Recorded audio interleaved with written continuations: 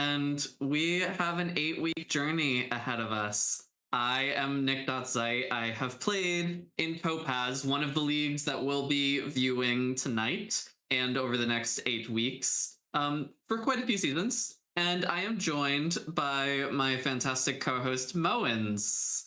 Moens, do you want to introduce yourself? Yep.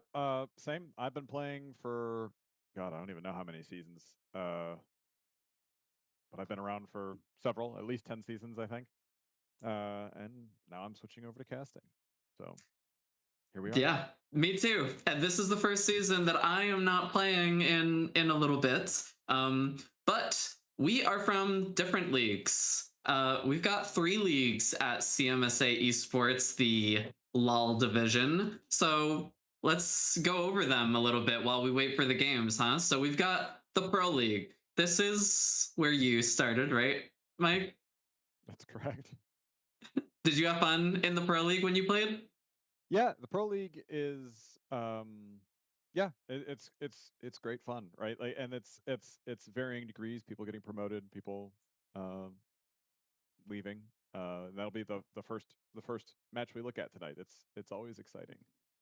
Yes, and our week 1 captains are Space Dandy, Suna Albane, if I'm saying that correctly. I put a little flair on it, just maybe a little extra sauce.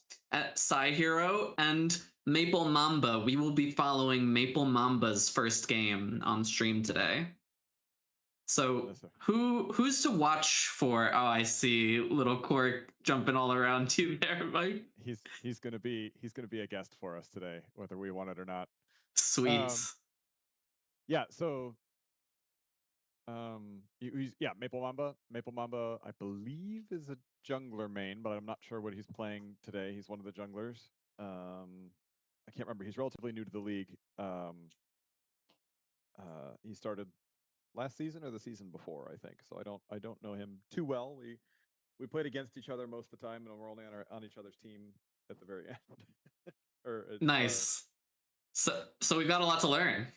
Yeah, yeah, and who else did you say was on the? What were all the? Do we know the teams yet? So not the teams to my knowledge, but I know the captains. We got Psy Hero, Space Dandy. You any familiar with them? Yeah, so Psy Hero, that means there's going to be a Lissandra ban and a Siren ban. Psy Hero has like 3.5 million mastery points in Lissandra. Whoa. No one ever lets him play. So, yeah.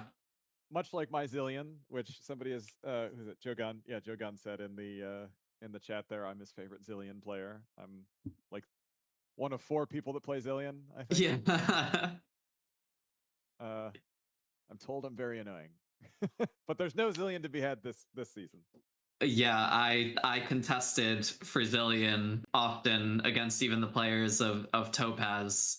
Zillion has become a hot commodity, and I hope we see some tonight because it's really cool skill expression to see the quick reactions from Zillion at 1% move speed, how some people can still dodge things when they're at 1% move speed, and then also the Zillion being able to land some cool bombs. Right, and there's another Zillion player. He was in Pro last season. I didn't see his name tonight, but I've only seen the captains. Shrimp on Wheels uh is the other Zillion, and he's the Bizarro Zillion.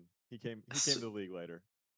Yes, sweet. We've got like 3 of the 4 in the entire world, all within CMSA. That's right. So moving on to what's coming after that Pearl game that we are soon to get into will be the Ruby League. The Ruby League is home to players who are gold to platinum. And so, while that's only 2 ranks, you might know normal distribution of ranks. That is a lot of League of Legends players, and it is quite a large set of this community that are here. So we've got 6 captains that we are looking for this week who have drafted their teams to try to shine in the very first week. So we've got Tiltree Clinton, who we're going to be watching the second game of. Then we've got Third Person. We've got Sage, Cakey Monster, or Cake Monster. I asked if Cakey Monster had beef with Cookie Monster, just a little sidebar, and he said, "I don't know who that is." It is demeaningly, of course, not really, but Kind of related, but not really. I'm rather upset that they got rid of the Cookie Monster skin for. Well, they still have it for Nunu, right? Like it doesn't look as much like yeah, Cookie Monster anymore. At least it looked like Cookie Monster and Oscar the Grouch, but now it just that looks very. that darn intellectual property. I know. I don't understand. This little company Riot is just sitting there being innocent Right. and Not making any money at all. Certainly, they're just like an indie company, right. but still. Then after Cake Monster, we've got Phi Belisha, who casted with me, or casted, I believe, the Ruby League invitationals, so no stranger to the stream, and Zangi. Okay. Then, while we're still waiting for this, we've got the Topaz League. This is where I am an alumnus of the Topaz League, as I've mentioned already. And so this is featuring players ranked Emerald all the way through. We had a Grandmaster play with us. Actually, technically, a Challenger player through Thundercats who hit Challenger very briefly, but still super impressive feat at the beginning of this season. And so this is where you'll see some of the gameplay that both astounds, boggles the mind, whatever you want to call it there. Oh, I see. I'm getting a note from production that teams are missing players, but there are other games that are happening that are soon to start. So yeah, let's take it. Let's play it by ear on this very first week. How about that? Whichever one starts first, we can switch off to. Absolutely. And while production figures that out, I want to reiterate, just in case somebody didn't. You've met the long and the short of it, right? Like you've got one end of the league spectrum, and me at the very bottom. So we've got No. I'm just, I joke, but no, I mean, I think it'll be a good dichotomy. Who are we missing?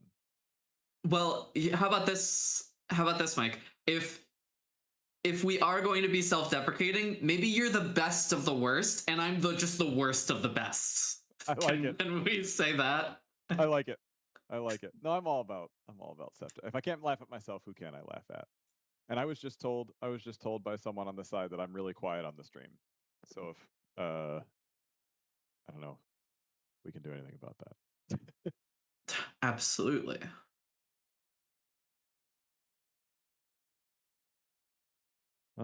All right. Maybe it's on your end, Mike, that you can add just a little bit on the input if you have that power. I do, and if not, I will switch out mics. It's probably this mic. So, a little bit of a reminder, in case there's anyone in chat who is not familiar with the League of Legends seasons, how they work. We've got 8 weeks, and this is a draft league. So every week is going to be a new set of captains from the pool of players that already exist. They can volunteer to be captains, and then they're drafting their friends somewhat based on the friendships that already had, people who want to connect with each other, as well as, seeing who performed in the last week. So people can quickly go from last pick to first pick through good showing. So we're going to take some note of the players that are doing the best and who are really showing out. All right, I have a few questions for you, Mike. Let's hear it. I don't know if you know this or that, but This or That is a game show that is hosted by Jat. Historically, they've recently revived it in LCS. And so, what you're gonna do is say which is better of these two. I'll hit you with some questions, all right? And we can chat while we get ready for the games. You got it. All right. Early game or late game? Are you taking the early game champions or the late game scalers? Like me, or who do I think is gonna win? Or? Yeah, who's winning? Oh, this is gonna be. Let me look who we got here. This will be late game scalers. You think it's the late game scalers, especially in the Pearl League? Is that typical? Yeah. There's they're very long and bloody. And bloody games, you're saying? Uh-oh, I think I lost your audio.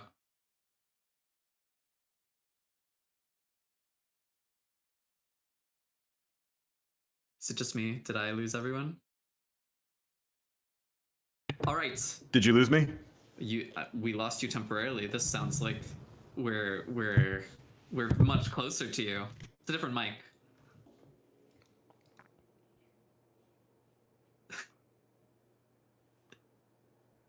Can you guys hear me? We can. Yeah, we can. We can hear you. Let me send him a message. I think I lost my audio. Hang on a second. All right. In the meantime, I'm gonna say my answer for Topaz and kind of all around. I think it's early game. I think you never get to the late game, Senna. You never get to the late game, Syndra, unless you have someone who can do something. Point and click ability, let's get some CC going. I think no matter where you are, that's gonna be true. I'm taking early. Mike's taking late. There we go. And we'll wait until he's back for the second question. Yep, I'm here. Sorry. Apparently, when I plugged in my microphone, Discord decided to take my microphone as a speaker. Oh, yeah. Discord is very intelligent. Surely it saw the audio output capabilities of your, I'm assuming, a Blue Yeti microphone. Is that what you got there? Yep. Yep. So do I sound better now? You're still on whatever mic it switched to instead of the. Oh, really? Okay. Your previous mic. All right. Yeah. But in the meantime, maybe we keep it moving. Yeah, absolutely. Let's hear your next question. Comfort picks or meta picks? Comfort. You're thinking comfort? Okay, but are you personally as well? You're sticking to your comfort champs when you're playing as well? For me personally, yeah. So the interesting thing about this is that this league gets you to go outside of your comfort zone, right? Like this league, people start to know who you're good at and who you play, and then they ban it so you can't play it, right? So like, typically, I always go Zilean when I'm supporting, and then I'm not allowed to play it in this league anymore, right? So people ban it, and I had to branch out and get away from my comfort pick, right? So like, but then you get good at other things, and then people start banning that. So like, there's and then you're rusty on Zilean, and it's just and then a I'm bad rusty cycle. Exactly. But for this game, I don't know. Actually, there's a lot of names that I don't recognize in here. I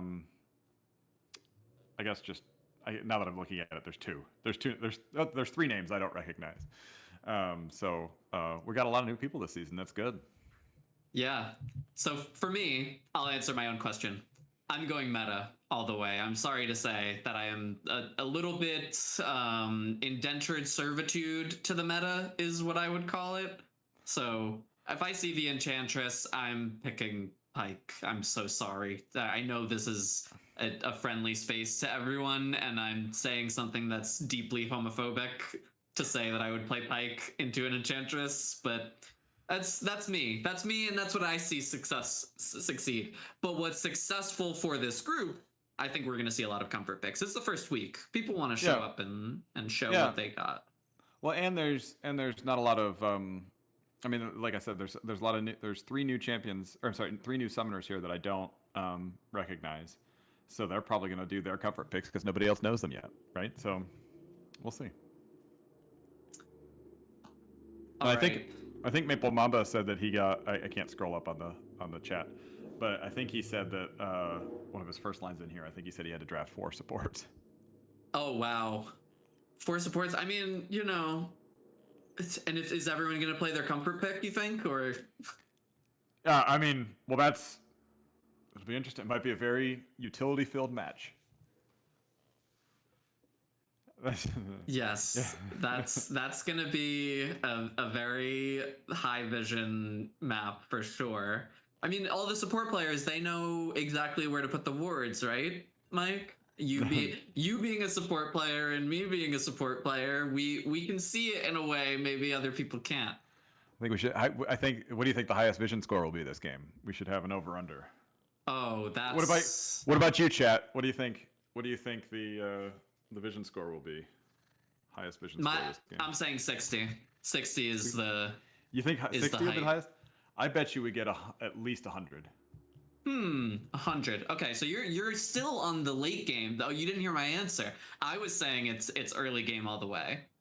And you know Oh. what? This maybe puts me in the position to ask my final question. Let's hear Are it. we gonna see a statement game, or is it gonna be slow? Are we? I think with your late game answer that you are more thinking it's gonna be a take it easy game. I think the teams are gonna come in hot, and this is gonna be a quick game. Looking at these people, I think both teams are going to come in hot. I think one team will be behind at the beginning and then pull through, and that's why I think it'll be a long game. All right. But I want to Well- see the champ. I may change my answer when I see the champ select. Yes, I might want to change my answers too. That's a good strategy to take. So, chat, we want to hear from you too. Drop your picks. Let us know where you stand on my questions for this and that, this or that this week. Is there anything else? If you're watching this after the fact, if you're in the VOD, we recognize you as well. Send us a message. Tell us what you think. We see you. We don't see them, but we feel you in our heart of hearts. I can feel it. All right.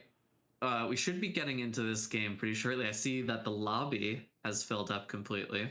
I know we're ready. How about I would love to know, what are the Pearl champions? Do you have an idea, Mike, of like who's the most commonly picked champion in the Pearl League? Well, I can commonly picked. Ooh. Yeah. I can tell you commonly banned. Okay. I know Lissandra's going to get banned. I know Zyra's likely going to get banned. I know Lux will likely get banned. Calamity is a pretty good Vayne, so Vayne will likely get banned. Oh wait, is that? Oh yeah, they're not going bot, so I don't know. I don't know what Calamity plays mid. Interesting. So we've got. I'm sorry, come again. Nope. Oh, Calamity's top. Oh, sorry, I misread that. You're right. Those damn symbols. So, you know what I always think of? I think of the champions that in the meta, in the ladder, so ranked solo duo, the ones that reach like 35% ban rate or pick rate. So I know Ahri has been, at least when Faker was popularizing that skin, that was like a moment that Ahri saw 40% ban rate and she was good, but it was also partly the skin. Mel, Right. I think now has reached 33% or 35% ban rate in this most recent patch. I want to see the Pearl stats and the stats here. Maybe we can do a little deep dive. Let us know in chat, or if you're watching the VOD, if you'd be interested in a little extra info to understand that. I also know, Mel's a likely pick here as well. Right, and there's just going to be a lot of poke, and I think, like you said, Enchantresses. I don't know. Let's see who's playing support here. Lad got support, and Oh, great. and Gray. I can't remember what Gray played last season, but yeah, I think you're right. I think as soon as somebody starts getting a high win rate, that's just going to be banned. But this, I don't know. This will be interesting because there's new people, right? So like I know the normal bans are going to be there. I think DRK plays Diana, if I'm not mistaken. Ooh, here we go. Champion. Oh, yes, and I did see. Okay, we are gonna head right into the ban phase for this first game. All right, taking a look. I know we had DRK in chat asking us if we wanted to know their champ pool, but I think there might have been some throwing off if we said yes. First ban coming out is Leona. I don't know if DRK is the support who was on that team, but DRK does love Leona. It was Gray. Gray was the support. I see. Still, very nice. Then we've got the Zyra ban coming out.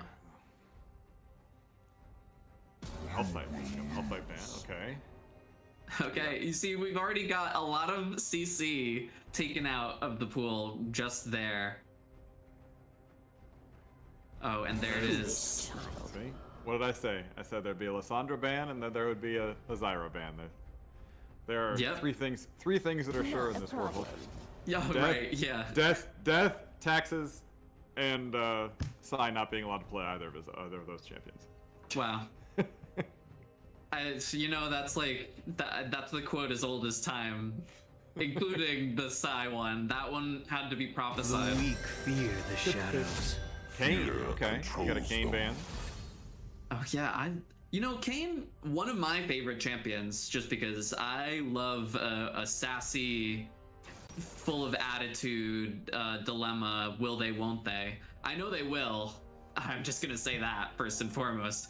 And by that I mean complete the quest, complete Kane's quest. Will So they be red or will they be blue? I yeah, don't know. the red pill or blue pill, chat. It's up to you to decide between those. I'm going blue pill on Kane. I do love Shadow Kane, and also with Misfortune out. So we've got the Caitlyn versus Ashe. Ashe is, I believe, the Caitlyn counter. So we've immediately got the ADC counter on red side here. But Calamity was top, so they're probably trading with somebody. Yes, certainly it's not the top laner who's picking Ashe there. Right. No way. No way that we see Hui in the very first game. Hui's also a pretty popular pick. He might be one of those power picks that we were talking about before.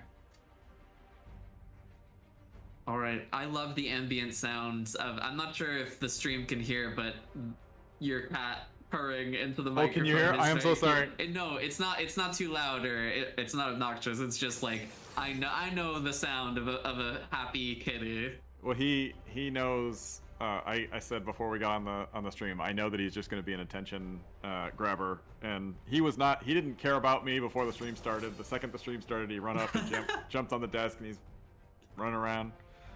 It's like, Doing why is my cat dad things. talking? Exactly. All right. How can I know you Meantime- today? Yeah, right. It's like, oh, something in front of you seems to be really important. I should be that. Meantime, at the end of the first pick phase, we've got Viego and Sona as the response to Ashe Hui. And then rounding out the bot lane is Braum. So we've got at Braum. That is a great combo. That's gonna be. Chilling. Yeah. Cool. Yeah. That's gonna be a problem, I think. Yes, certainly. I mean, especially with the new home guards, Braum is just going to be able to be wherever he wants to be. Whereas I feel Sona might be a little bit attached at the hip to Caitlyn. Right. And then Sona's gonna, like, if Caitlyn's not taken off, she's gonna have to find somebody else to help. And so far, this champ select, I'm leaning towards. I don't know how. I'm assuming it's red team on the right. Yes. Yeah, I mean, certainly they've got the comp a little bit rounded out with that control mage mid and then the really heavy CC and slows bot lane. That's looking like it's going to be a very formidable team there.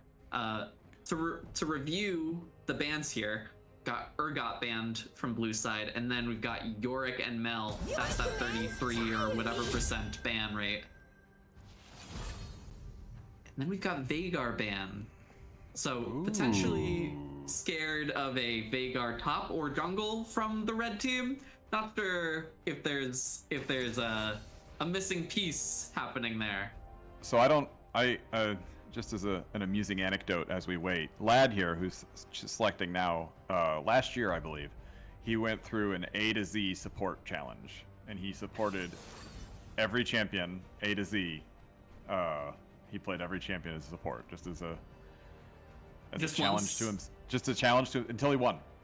Oh, until he won. Oh, even So the first one, I'm like, how do you Aatrox support? That's He did I think it was last year. He has a spreadsheet and everything. Ask him about it. yeah, I mean, maybe we can bring him in after this. If he performs exceptionally well, we'll ask him about the game and then about that support quest. That's He right. invented the support quest, maybe. No, of course we had support quest before then, but Yeah, but in spirit. yes. The Jogon said in the chat, if we get a Soul Fighter or $200, I'm rooting for him. It's a $200 Viego skin, I think, is what they mean. I don't know if we're slipping money to Jogon under the table. Kelton says you have to ask a lot about his slideshow. Maybe we can do that when we're waiting for a game sometime. A presentation. All right, and so what we can see here is that maybe a little something happened in the Champ Select that booted us back out.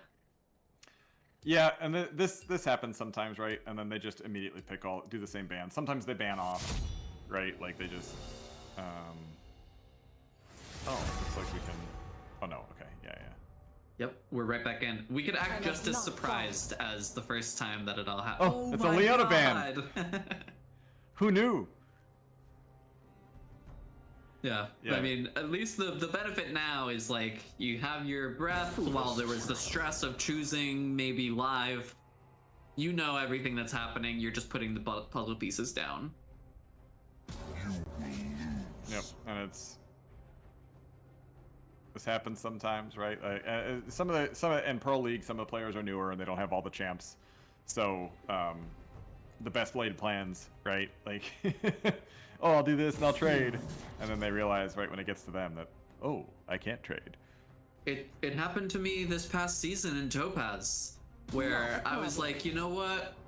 I think I'm playing Pyke this game, and then someone doesn't realize that we're still in the ban phase, and there I see on my very own team, Pyke goes flying away into the ban zone. And immediately I was like, I'm sorry, we need to redo this. There's just no way.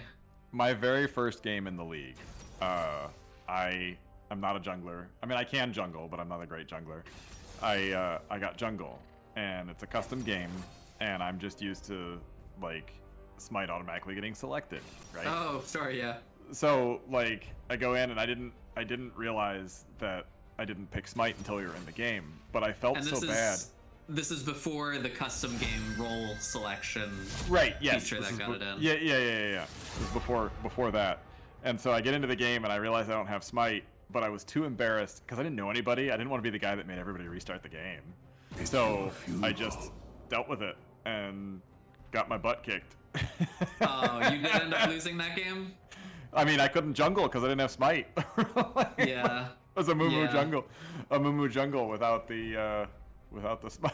That's too nice, maybe. I don't know if other people would have accepted that. It never happened again, and in retrospect, I think dealing with it was more rude than asking to remake.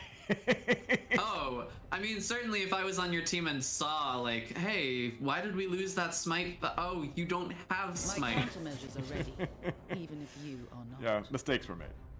Yeah. How did everyone take it? Everybody was fine. Right? Like, I mean, I'm still here, right? Perfect. I don't get picked for teams often anymore. No, I'm just joking. They told me I need to do shout casting. Not sure what that is, but I guess it's kind of related to the game. But yeah, that's funny. I mean, I've always known everyone to be a really good sport in this community, and so if you are watching and you are interested in playing, sign-ups for the regular season for Season 2 of the CMSA 2026 League of Legends season are unfortunately closed. But you could still sign up to be a substitute for any of the leagues, including Pearl, which is silver and below, Ruby, gold to platinum, and Topaz, which is emerald and above. Yeah, and if we get enough people, we can add another team, right, to a league. True. If you have friends, bring your friends, and you know this is a LGBT focused league, but you know you can bring your straight friends. It's cool. Yeah, I mean, it's an all-inclusive. It's all backgrounds, it's all genders, it's all sexualities, we're all playing League of Legends, so what the heck does that matter here? We're here to have a good time. Yeah, and so exactly. Rounding out, we see Vex and Mordekaiser were chosen for the blue side, and then we've got Singed and Evelyn rounding out the team on the red team. So a lot of Shadow Isles here, more than I would typically see in 1K, which is very interesting. I like it. Yeah, and I'm still leaning towards red team as I look at this, just from a pure champ select point of view. The Mordekaiser, I think, changes. I think it makes more even, but I'm like 51-49 in favor of red team winning right now. Yeah, there's some interesting strategies that I think are gonna emerge from this game. I think one of the great things about Mordekaiser is that even if, let's say, you're not doing the best in lane, your ultimate is at least gonna take the carry out of the fight temporarily. You are at least useful in saying, you're coming with me. You might kill me in there, but you're coming with me. I've removed the problem for the Yeah. team for the next, what is it, 6 seconds, I think, right? Like, do what you can. Yeah, it's kind of like Bard ult in a way. Right, right. Well, the difference between that and a Bard ult is the Bard ult can go seriously wrong so quickly, right? Oh, yeah. Like, I've had some well-intentioned Bard ults that have completely turned the tide of a fight in the favor of the enemy team. Mm-hmm. You grabbed defeat from the jaws of victory. Exactly. Or as a good friend of mine likes to say, we lulled them into a false sense of security and then did nothing. Yeah. And then fell apart completely. All right, so it does look like we've still got a minute before the game starts here. I am very excited, but what we're missing right now is those skins. So That's right. the $200 Viego skin could potentially still be there, It could. or Soul Fighter. It could. Yeah, and that was the. Who is that? Is that Vex? Yep, we've got Vex on the blue team. No, I meant the Soul Fighter skin. Oh, Soul Fighter. That's Viego as well. That's V. Oh, duh. I knew that. Duh. Yeah. Viego. You're all good. I knew it was a V. I had the V. Yeah. Oh, this is also what I was going to say about the strategies that will emerge. Do you think we're going to see some proxying from this Singed? Is there going to be a little bit of shenanigans? Let's see. Against a Mord, I didn't see who was playing the Singed. I think that it was Calamity's the Mordekaiser, and I forget who was. We're about to find out. But I think yes. I think we will see some. I think we will see some proxying, and we'll have to see what the jungler does. It's just not Singed if he's not begging you to chase him. That's my perspective. Will they chase? Will they not chase? It's the question of the ages.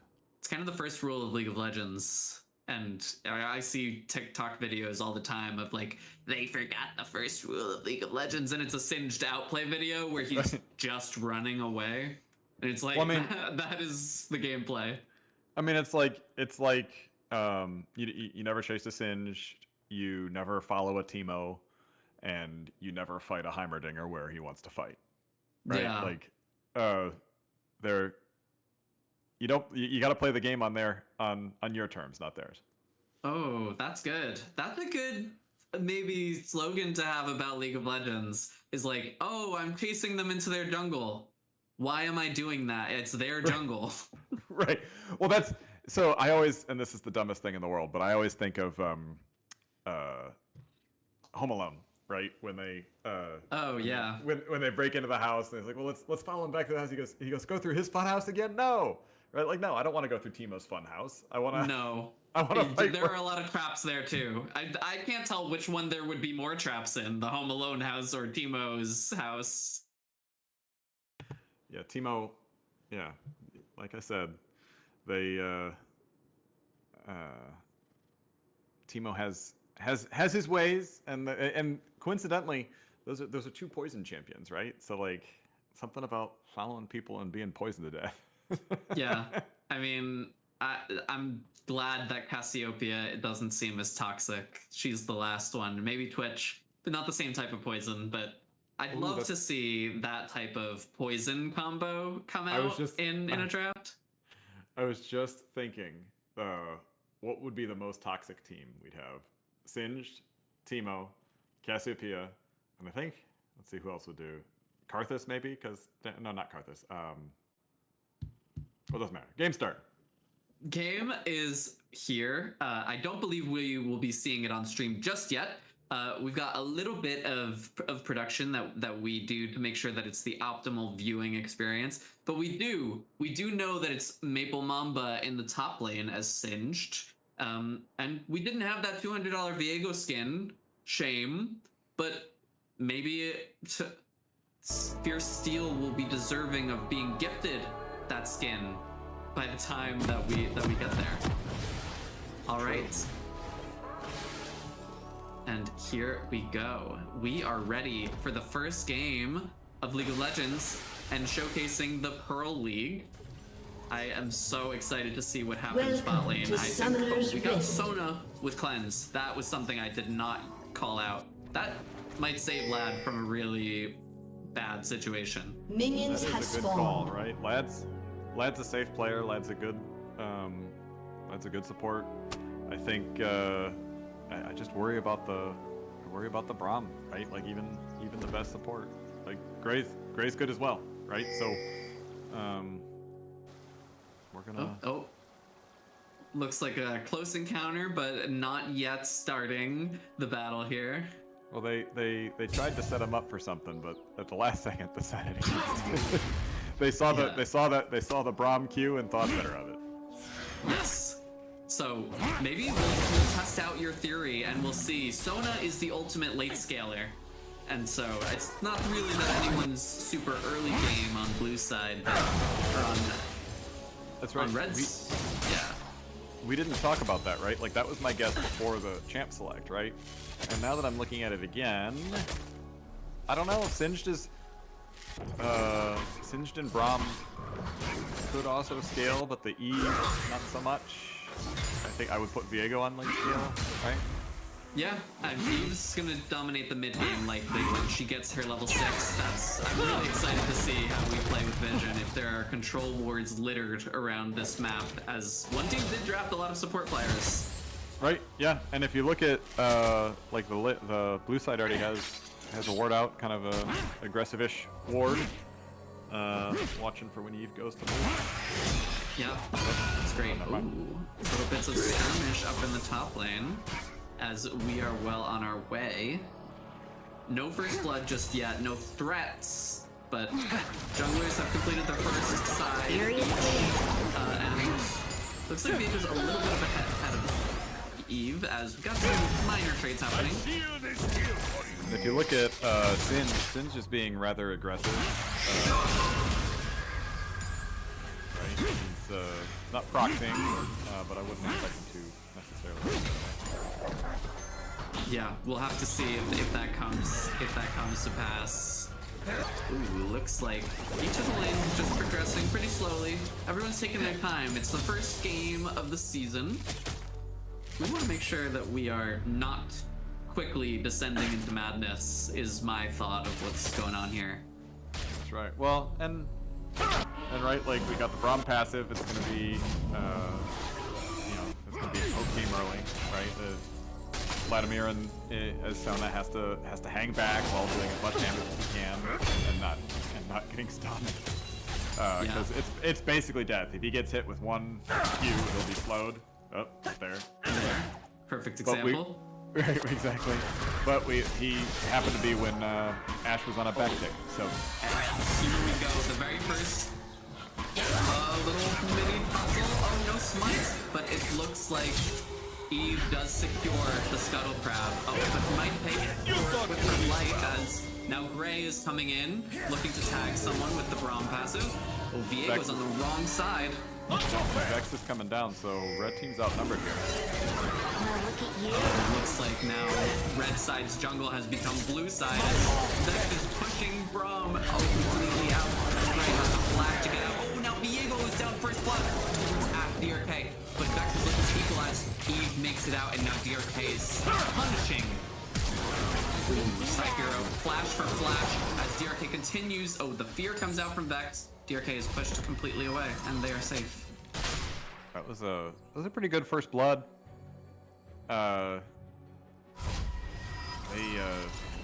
They just couldn't capitalize. They had him out of position, and Braum did a really good job of of protecting there.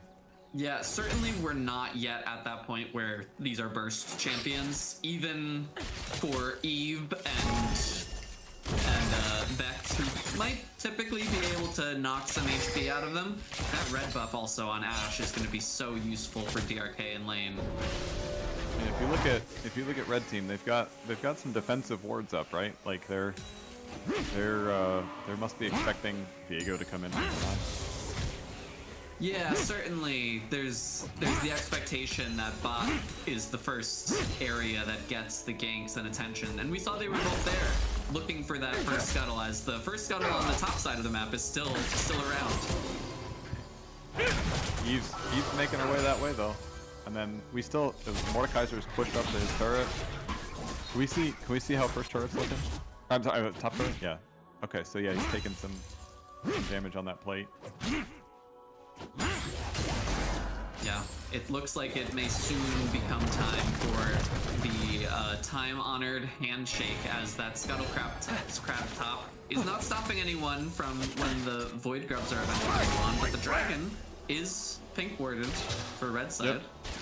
Yep. From a purely vision perspective right now, Brahm's doing a stellar job just keeping everything lit up. Right. But Right, similar position to what we saw last time. We've got Viego in this tri-bush, just chilling, while Evelyn is also in her bottom side jungle. Oh, here we see Viego coming in for the gank, uses his E. Oh, DRK and boom, lands the stun. Eve's coming in from the side. Oh, she doesn't. Eve's de-warding instead of. There we go. Yeah. And perhaps knowing that her team was not in any real danger, goes for that ward and says, I gotta get out of here. Not much gained, not much ventured. Eve's coming down So for a we're gank still though. going. Oh. Looks like she's just gonna back there. Cancel that. That was just kidding. It did look like a look, and potentially a good look, but it is about the time that we have 1,300 gold potentially on both sides of the bot lane. Maybe 2,000 for DRK and Ashe. All right. Yeah, and It's Ashe, a good Ashe looking has back. yeah, and Ashe has some money to spend, right? So money doesn't mean anything until you spend it. That's true. So now they truly do have a lead in lane. Yes, and getting those quick tier 2 boots, while not every champion makes use of the tier 2 boots immediately, being able to catch someone as Ashe, Braum, getting that extra bit of movement speed and slows from the attack speed, that might make the difference, especially if there's a cleanse coming out from Latimir's Sona. Yeah, and the cleanse only works once, right? Right. Like, Only when you use it. well, I meant like then there's a cooldown, right? So Yeah. So it buys you out of one bad choice or one bad decision, excuse me, right? So Right. Braum Q onto someone, slows him. Ashe starts attacking him. He's basically dead unless he gets cleansed. All right. You see the little vision war happening, but without any wards. Oh, Eve is invisible here, just reveals herself by using the W on Mordekaiser, as it looks like they are going to start those Void Grubs. Viego, on the other hand, looking to start up the dragon, as there's going to be a little handshake here, as the pressure is now a little lopsided on the map. Yeah, blue team has decided that they are perfectly okay giving up grubs if they get the dragon, but it looks like Braum is setting up. Yeah, Gray For not some too shenanigans. satisfied with the handshake, looking just to see if maybe he can catch anyone off guy. It was worth a shot. Eve coming in for possibly a gank on mid if Vex gets a little saucy. Yeah, that's a beautifully placed control ward. Hopefully we see more of that to counter out. There we go. A little bit of a skirmish as Gray, does not manage to complete the passive on Baradurufu. But Baradurufu, Caitlyn, did have to barrier and flash in order to get out of that. What was going on there on Caitlyn? She had an X over her. I didn't recognize that animation. That's Eve's execute, just meaning that she Oh, is she was marked. potentially Yeah, she was marked. executable. It must be the skin. Gotcha. Okay.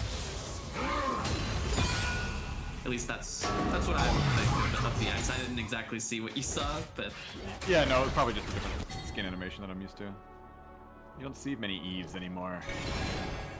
I mean, especially since they turned level 6. Okay, here we go. They are at it again. Eve manages to get the W at the end. He is stuck still as the Braum passive is now going on him, and Eve's ultimate secures the kill. There's that execute. For the mark. There we go. I think Eve can tell. Here we go. Okay, just a minor skirmish top as Maple Mamba continues to push them in. Gray looking potentially to gank his own lane as he has Eve behind him. Ward just expired there. And here we go. Chasing down as the Braum ultimate is beautiful. Of course, ooh, that auto attack from Braum said, gimme, gimme. And there you go. That's 300 gold in Braum's pocket. So that's and looks like Maple Mamba just got a kill top lane. Oh, there you go. So that's a 4-kill lead for red team. All right, and Maple Mamba does see Fierce Steel coming at him. Pops the ghost as Fierce Steel is chasing, goes for the flash, does not manage to get the stun onto Singed, and Singed makes it out. There's just a lot of really good reactions on the red team right now. A lot of good setup on blue, but it just seems red is responding the right way. Yes, very good coordination for this first week. And I mean, what I'd like to point out too is that I would think 9, 10 CS per minute, that is Emerald, Diamond, Master level CSing. And here we have Maple Mamba, 105 CS at 11 minutes, 30 seconds. That's fantastic. Right, as Singed too, right? So like under the other guy's turret, basically. Yeah. So. All right, fishing for those Braum Qs. We love to see it as it's very much an action-packed bot lane. Latimer 000 has not fallen victim to the Braum passive just yet. Right, and it looks like Braum's doing a really good job controlling the vision on Sona, right? Like I don't see any blue wards out, but I have seen Sona put wards down, so there's some, but they just can't keep up. Yeah, I mean, this place, vision is king, 100%. I was making a joke a few nights ago that if you were to rank the stats in League of Legends, I would put movement speed really high. I'd put vision really high as well. I said this and someone pointed out that I had neglected damage. Damage is pretty important too. Alright, here we go. DK with the Braum. Vladimir forces out the barrier of DK, and Eve is here to potentially clean up as Vladimir. Try more later. You saw that cleanse, but it was not enough to get Vladimir out. Good, it was a good try. Ooh, looks like we got Vex coming in. Psy Hero. Revenge from the blue team. DK with the flash manages to get cleared by Vex, and it is a solo kill at that point from the electrocute. Psy Hero it really likes to roam and is really good at timing them correctly. So if they keep this up, then Vex will be a force to be reckoned with. Yeah, and with the only kill coming out from blue team, Vex is positioned with quite a good number of CS as well, and a healthy turret to run this game from mid. All right, I know you had something to say. Oh, we're watching this fight top lane as Maple Mamba dances around Calamity Shades. Calamity Shades running away.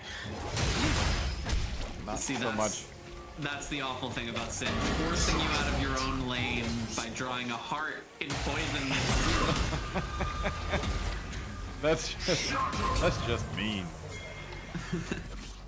All All right, we got Vladimir coming to the rescue with that W, potentially getting a slow onto Maple Mamba, but it looks like he's just so fast as he already has the Swifties and his Arcane Staff.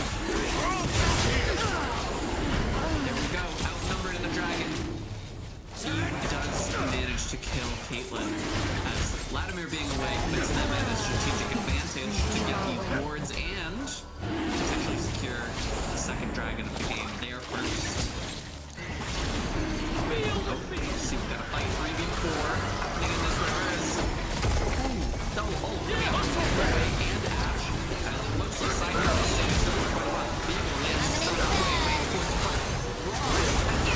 Down, first. Vex traded in return as Dirk is launching out the flurry of arrows. The dragon almost taking Quay's life. Quay forced to retreat. Look at that Hui's health. My God. Yeah. What is he? that- How many? What's his HP at? I mean, that's got to be less than 10. That was a ridiculous fight there. I thought for sure the dragon was gonna kill Hui there, and we would see. That might be not clip of the night yet, but very, very interesting play. That was certainly so far the closest to dying I've seen someone tonight. Yeah. Without actually And doing it. and still living. Looks like they're getting prepped for drag. Denying the vision. Might erupt here in mid. The side hero. And Calamity Shade's trying to get out of this collapse. Oh, and it looks like now the tides are reversed as blue team's on the silver and red is being green. And all 5 are mid as Maple Mamba and DRK are pushing the side waves. Yeah, so that's whatever they're gonna do in mid lane, they're gonna have to do it fast, otherwise they're gonna lose potentially 2 turrets, right?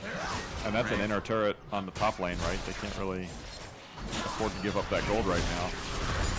Yeah, and the DRK, I was gonna say backing, but it looks like he's gonna back under turret. That is potentially free real estate for Viego to start positioning around the dragon. Looks like we've got Eve checking it out. Got a control ward keeping her out of this area. Eve has noticed the dragon problem and has said, you know what, that's actually my dragon, sir. Yeah. As you see, blue team sends 2 top to deal with Maple Mamba. We're not sure how that's gonna affect bot as DRK still heads bot, and Hui falls to Viego. This puts us potentially even if DRK ends up showing up to the dragon. As we still have this détente, this dance for the dragon. The first team to commit potentially puts themselves in a vulnerable position. Right, but look at the money between the ADCs right now, right? So like even though there's something going on mid. Oh, Eve forced to flash out of that Mordekaiser potentially into a 1v3 situation where she does not want to be, as Mordekaiser has the ultimate ability. Right, I could see the gold difference you were talking about between the ADCs. And even in effective gold, DRK 1/2 of an item above his opponent, as Vladimir and Mordekaiser make their way down, do not collapse in time on DRK. And now it looks like, once again, river control is in the hands of red team. Viego with this stealth mission manages to get behind the red team to start the dragon on vision. Mordekaiser and Sona make their way up. Caitlyn running straight through no vision. Unfortunately, surrounded by the red team.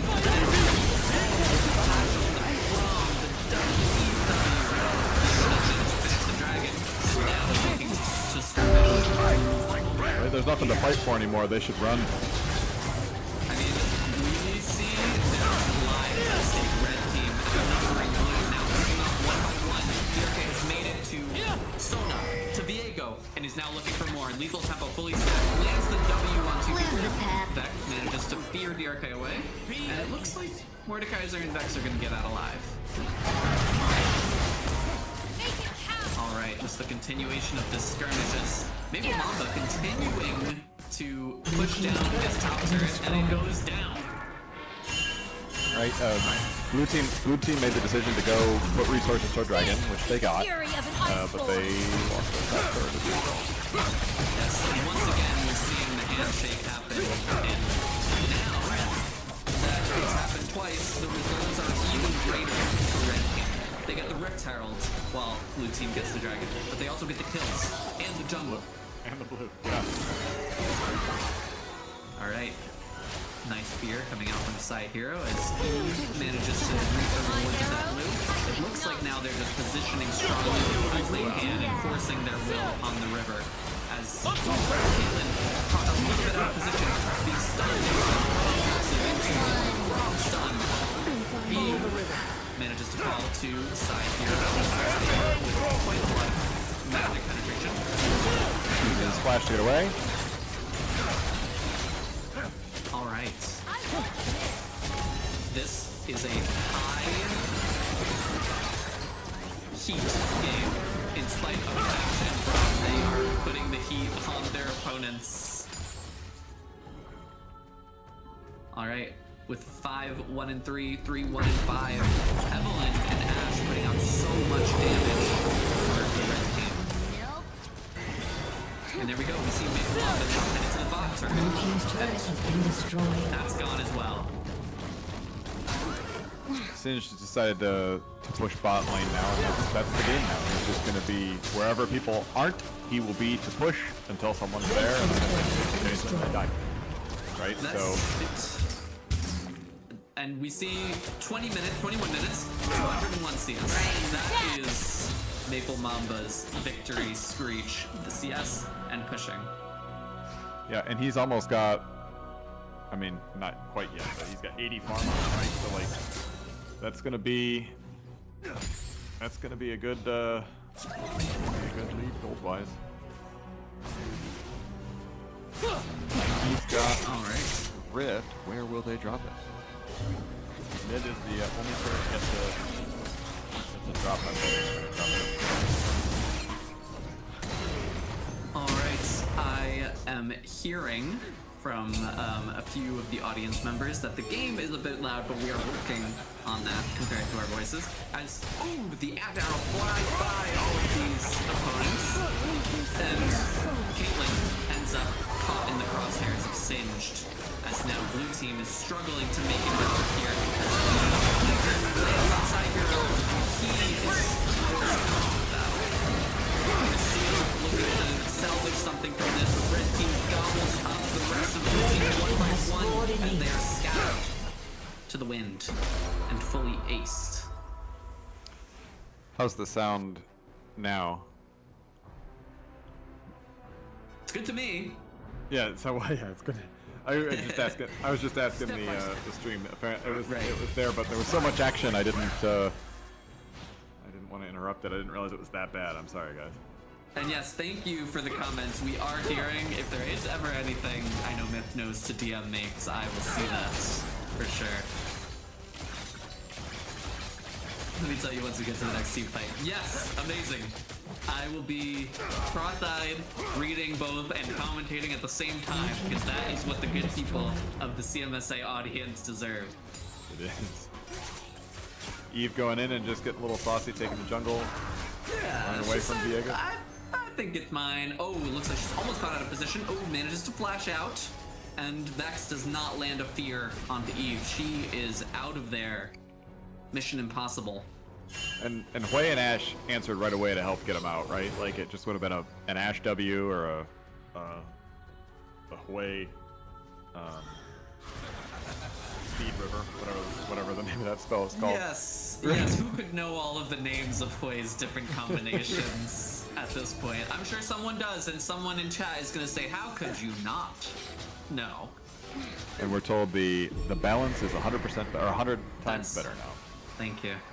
And here we have Red Team setting up a little bit of a cheese push as Mordekaiser looking to get completely around, but looks like he is going to be caught before he manages to secure this collision. Oh, and there we have it. The Black Ultimate as Calamity Shade is looking for DRK. DRK throws out the ult inside the Nether Realm, and looks like DRK will make it out before Mordekaiser gets better. Vladimir is the first to go down from the Ashe flurry of arrows. He traded in response. the objective up. That's not good. Viego goes down as well. And it looks like red team is going to completely clean up. SDRK manages to live. Then trades 1-for-1 with Vex. Only Caitlyn remains as Singed is looking to chase her down. Barrier comes out from Caitlyn, but it is not enough to save from the flip into everyone. Red Once team again, has scored an ace. blue team is ace. Blue team is aced, and that should secure the dragon for red team. While where that Rift Herald just goes to town on that thing. Yes, I didn't even see that. That Rift Herald was dropped right before the fight. Yep. They wanted to make him choose between a turret and they wanted to make him choose between a turret and dragon, and they chose to fight it. Yes, well, I mean, I understand. There's certain things you cannot do, like overcommit to an objective and make yourself vulnerable while you are, unfortunately, 10k gold down. Right. Here, we're gonna start to see the late scalers come online. So, we do have a 23 stack Magi's. We've got Seraph's Embrace. That's on Singed in the top lane. We've got a Dark Seal coming out from Evelynn on the red side. They're looking to press their lead, but you know, the bigger they are, that tends to be the harder they fall. Those are really risky items. Right. Yeah. And the stacking. Right. We got two people stacking on red team. Right. The stacks on Eve aren't all that high. And just a complete 1v1, maybe 2v1 considering Lad is there, but Schultz just completely showing her dominance over any ADC as an assassin.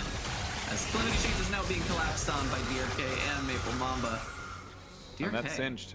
that Singed has a maxed out Magi's now, Blue right? team's So turret has been he destroyed. dies. Damage. There's a lot of damage, right? But if he dies, that puts things easier. Okay.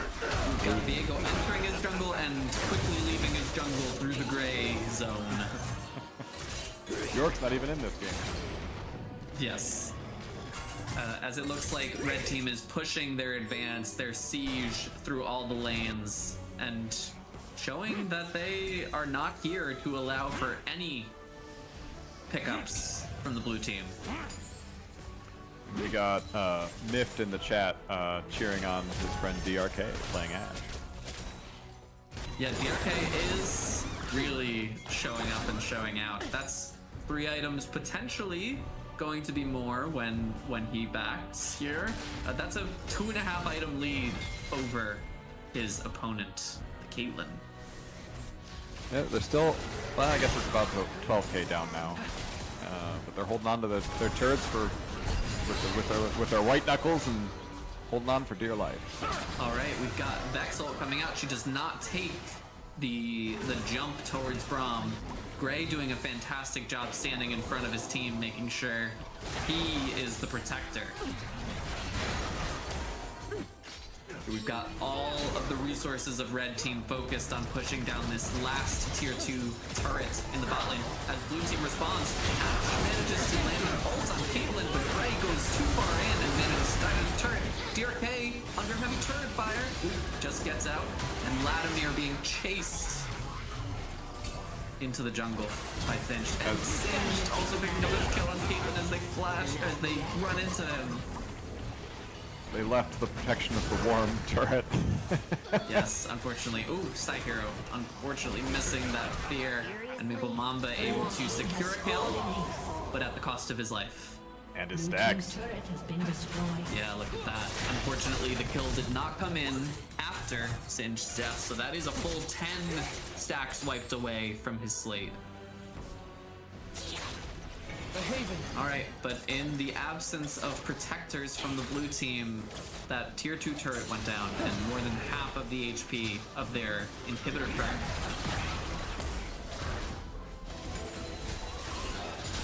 As blue team struggles to get back into the game, what do you see, Mike? The chances, as the dragons continue to get taken, there's more opportunity. The barons and the dragons become a little bit more of swings between teams like this.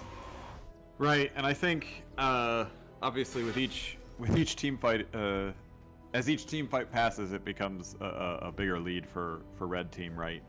But I think it just takes a couple of mistakes to turn a game, right? Especially with people stacking like this. So we could very well see a comeback. Yeah, certainly. I mean, the way I envision it, it's the dancing around objectives that red team has done very successfully. And sometimes when teams are so ahead, they like to snap at the ball. They like to say, all right, I can just do what I want here, opening up that vulnerability. So we'll see if that opens up. The overconfidence is their weakness. Gray managing to catch Fierce Steel with a stun. Ooh, potentially. Oh, Diego gets out.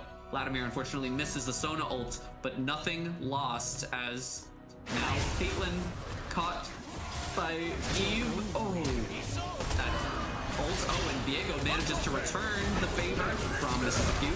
And then, oh, but that ult is enough to catch Diego as Eve. And that's jungle for jungle.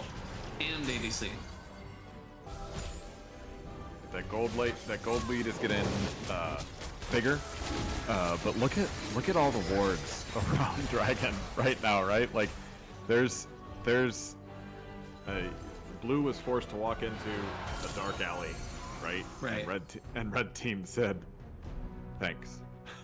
Yeah, they were ready with a bit of a counter there. Unfortunate that Trolls had to give up their life, but jungler for jungler with this much of a gold lead is almost a guaranteed epic monster.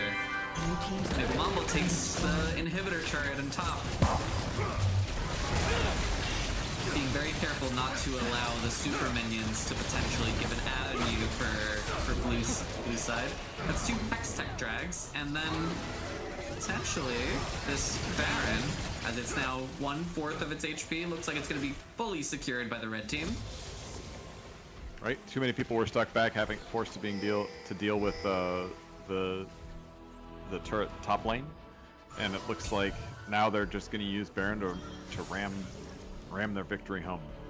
Yes, you know what I do like to see is at this point in the game, we start to see the ball. Vladimir flashes in and ults. The Vex Sphere goes on to Braum, but it is not enough as the carries just put right past and take both Vex and Caitlyn's life with them.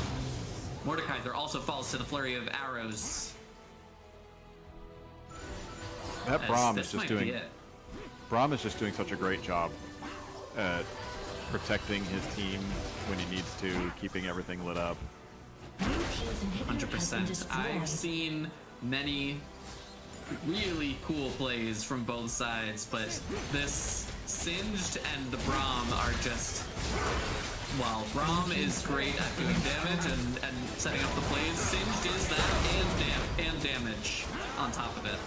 And he saw that opportunity, he ghosted and ran right at him and flipped him over, and the team took care of it. Yeah, he says, come get over here. It's the Scorpion Mortal Kombat strategy here. As the first Nexus turret is going down, and it looks like Red is in a position to push down this second turret as well, as there's only Vladimir and Psy-Hero able, as well as Calamity Shades, but the Nexus falls. And the first game goes to DRK, Shrulls, D-Sauce, Maple Mamba, and Gray. I think that was, oh, we have a follower too. Thank you, River Peaches. Oh, hello. Hello, River. So, that's the end of the first game. 32 minutes and 53 seconds. I didn't catch the vision score at the end there, but I'm sure you were right and I was wrong. That was a beautifully lit up map, from what I could see. There was a lot there. I think what's important here is that I was right. Yes, that's something to remember moving forward in case there might be a pattern developing. What do we got? We got, let's see, where's vision score on here? Oh. I thought he was going back to the... Oh, we might be able to check that ourselves. I could potentially Oh, yeah. get yeah, in we there. could look All right, but that is the end of the first game. Is there anyone you'd like to speak to potentially just for a few seconds before we take a break in between the two games? I think Yeah, I think we should talk to Brom. Yeah, maybe we could set that up. All right, so Gray. If you can hear us in the beyond, let us think I can- know. Let's see if I have access to pull him. Hang on. Oh, you might want to check with him first, just Oh. to be 100% sure he wants to come on stream. That's fair. That's fair. I won't be rude. Hang on. It's like, whoa, why am I here? Why can everyone hear me? All right, I see the messages going out. But, so what we did see there was that the Sona late scaling was not enough, although there were some really nice ults coming out from Latimer. He's ready to speak, I'm hearing from DRK. Oh, thank you, Liam. Yes, thank you. My cat is doing an excellent job streaming. Oh yeah, Mike, let's pull him in. Okay, excellent. All right, as we await Gray coming in, I'm excited to hear potentially what's the game plan moving on to the second game as we move up to Ruby to check out that game. Hello, Graham. Good evening. Welcome to the stream and fantastic job on that game. That was a really great example of how Braum can protect his team. Thank you. Yeah, I saw the Caitlyn pick and I was like, I know what to do to mess with that. I know how to make her day bad. That's, Yeah, I mean, and- that's the whole fun of support for me is ruining someone else's day. I was gonna say I've been Yeah. the Viego on that other side of the matchup, and watching that game, I was like, I hate this Braum so much.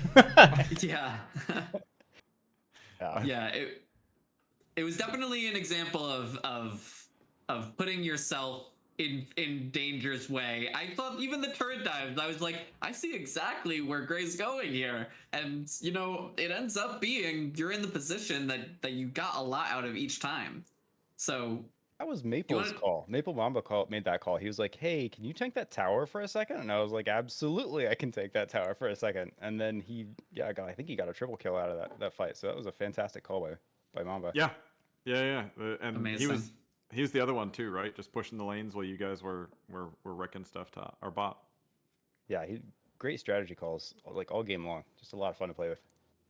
all right, before we Good let you job. go, prep for your next game, Gray. I want to know, the honor system has emerged. Who would you be honoring, either enemy team, anyone, or on your team? Who do you give the honor to if you have one to give? Shout out. I mean, shout out to Maple Mamba that game. He's just a lot of fun to play with. He's great shot calling. Just a lot of positive energy, like kind of constantly. A lot of fun to play with. Amazing. Amazing. Sure. Thank you for joining us on the cast. Mike, do you have any parting words? No, good. Also, good job keeping everything lit up like a Christmas tree, right? Like true support. Thank you. I think you guys. I wish you luck in your second game. Thank you so much. All right.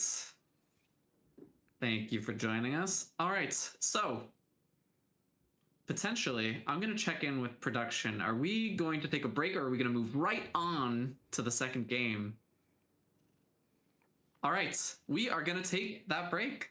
That's awesome to hear. Let's everyone get some water, go to the potty, do what we need to do before the next game opens up, and we will be watching the Ruby League participate. We'll be watching Tiltree Clinton's game. All right. Thank We'll you be back. all, and see you soon. We'll be back in a few minutes.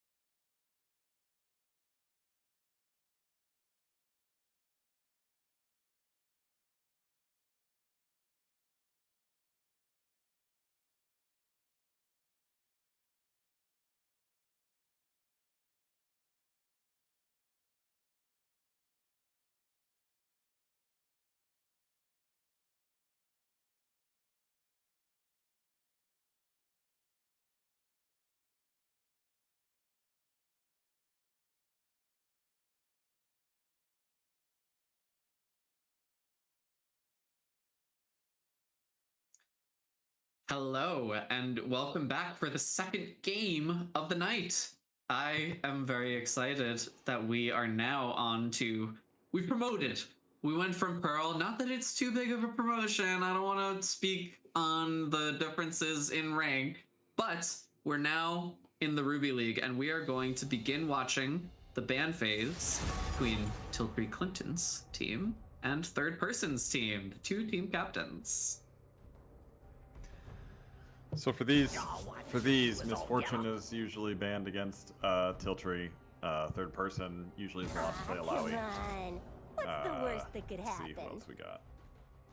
And so, Mike, do you know some of these players from when they used to be in Pearl, or what's the story here? Or are you you're the encyclopedia of knowledge? So I used to play with a lot of these guys when Ruby covered a larger span. Sure. Right. Yeah, that makes So sense. as the league has grown, the leagues have spread out a little bit. Nice. And so we see now the first 5 bans have already gone out. We've got Asol, Gangplank, and Kled. I imagine those are very targeted bans towards people. Not super popular bans, but I bet there's a Gangplank main out there on the red team who is very dastardly. Whoa, is this what people call strategy? I see. Blaine's Gangplank needs to be dealt with. I can tell. All right, Jinx, Milio, and Briar from the red team. See, got- the Milio ban makes me think we might see Lilia come out here, as Ooh. it opens up a direct line to not getting undrowsied. Well, and they took the Misfortune pick from Tiltree, right? See, that's gonna. Oh, and here we see the Ashe counter. It's almost like the exact draft, except replace Caitlyn with Misfortune. Another champion who does not want to get hit with an Ashe auto, or else she is being put in a terrible position. Not too much movement capability on Misfortune if she's already in combat. Right, we've got Morgana to support Ashe. Ooh. The early Morgana pick. I know Morgana has to be among the most popular picks, right? Who doesn't like Morgana amongst our community? First, I'll say. Right. Well, that and like that kind of rules out most CC champions, right? So, yep. Or supports, excuse me. Yeah, and in response, we have Soraka to pair with Misfortune. So both bot lanes fully revealed. Let's see what the blind is from Face Check Vibes.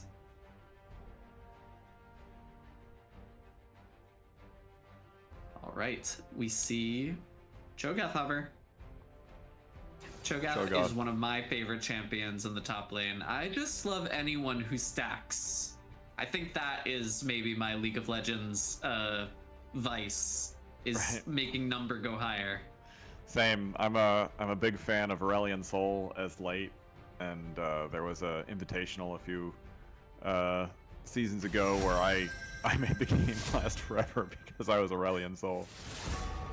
Oh, and you were the one person keeping the battering ram from hitting your necklace. Exactly. Yeah. Game lasted an extra 30 minutes because of me, and you know what? That made me happy. Yeah, and the casters, I'm sure, were very tired by the end of it. They were. And I was never allowed to play Aurelion Sol mid again. What's that? I was gonna say Gunny Hartman's tag on League of Legends is Ban Yi, and they did not. So let's see how this goes. Oh, Yep, here we go. I was about to call that, right? Gunny got his Yi. All right, we're gonna see. I've never seen a Master Yi in CMSA, so. So the red team, they don't really have a lot of beef. I mean, Morgana can kinda get a little beefy, but not nearly as beefy as Cho'Gath. No, certainly we're looking for the Galio mid or the tank or bruiser top laner to come out from the red side. That's what we might need to round out the team. Whereas we need a little bit of control on the blue side. Maybe we're gonna see Victor, Orianna, something that helps them secure some zone control. I predict Alawi is going to be top lane. We see a Mundo ban and a Kale ban and a Mordekaiser ban, and they're debating on what to do. And a Xin Zhao ban. Oh, Akshan gets bans. I'm sorry, that is Akshan. Sorry. Yeah, it's all good. So, let's see who comes out on the red side here. My thought is tank, but they might just leave it up and say, you know, glass cannons are the new tanks. Let's see what I would give. Oh, and there we have the Control Mage Hui. Got No Hui. lots coming out. No Hui. 2 ways in a row. Yeah. And I did say the first time how popular of a champion he is. I know also Topaz, he's one of the most commonly picked. Missed some things in the chat here. Basically, everybody's celebrating and excited about Gunny getting his Yi. Oh, and there we have Kassadin with the right amount of magic resist and magic shields to stop a potential Morgana roam up to his lane and Hui from bullying him. That's So they another one of those late scalers. They banned the Kale, but I predict third person's gonna pick Alawi here. We'll see. All right. Oh, there you go. Correct.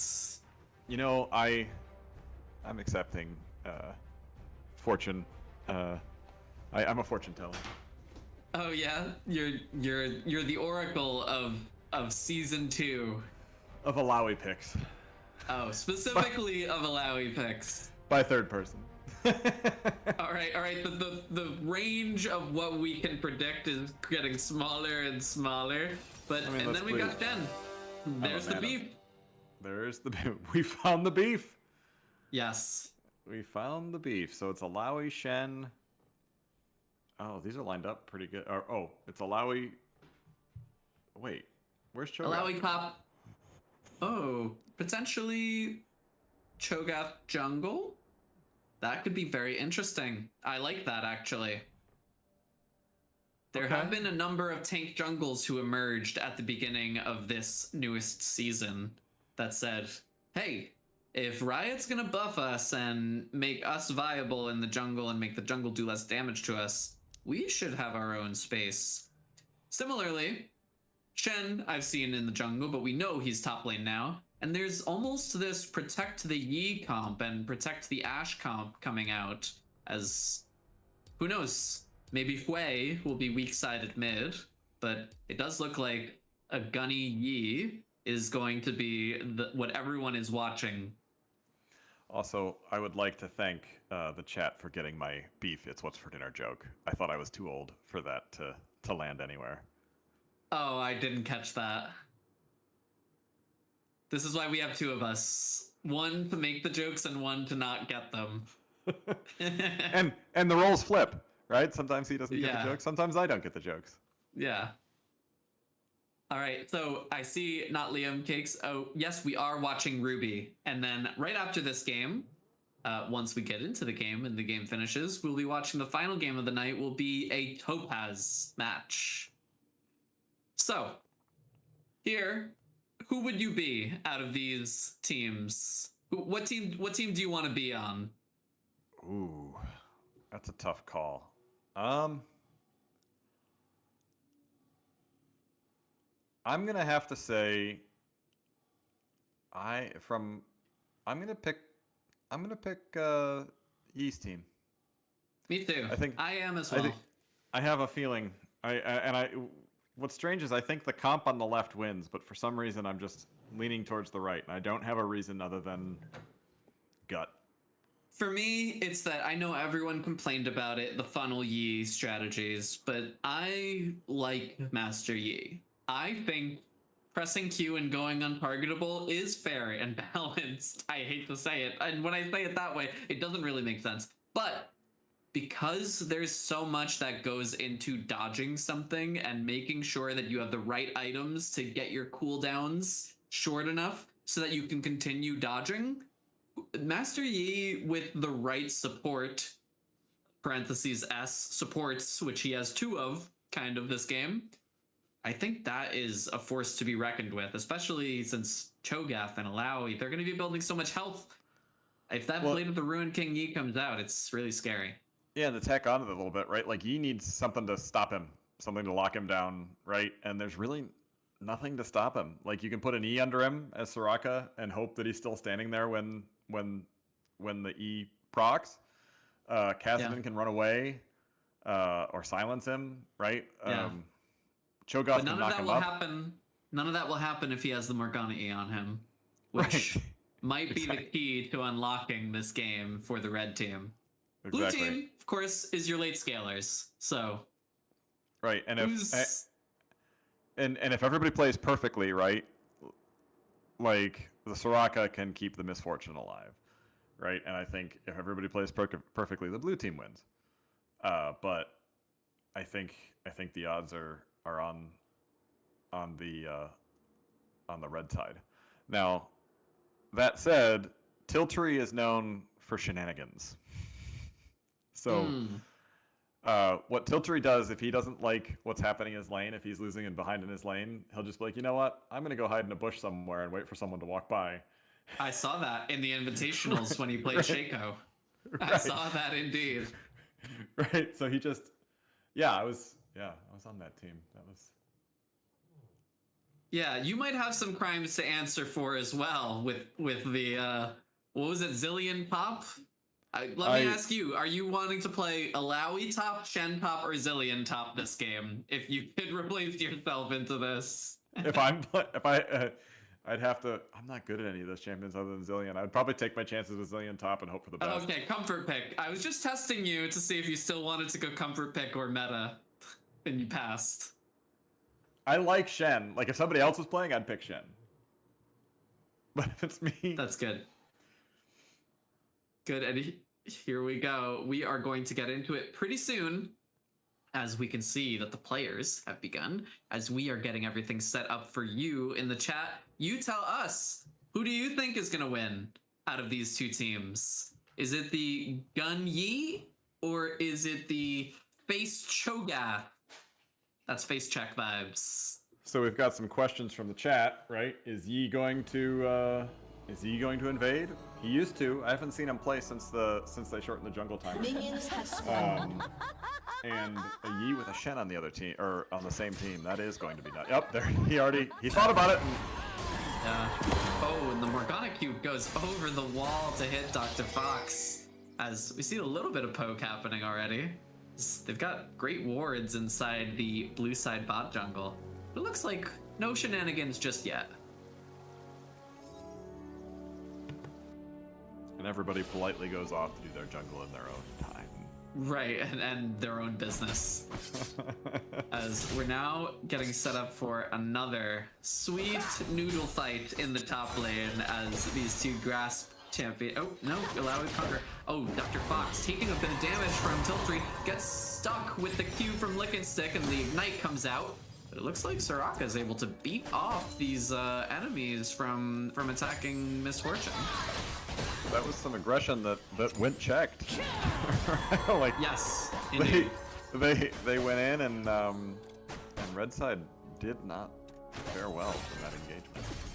Yeah, PP Bandit making sure that Dr. Fox has the space to CS. Ooh, unfortunately gets hit by that Morgana Q, but if nothing much comes of it. Well, he's probably trying to land a Q to get a free heal on Misfortune.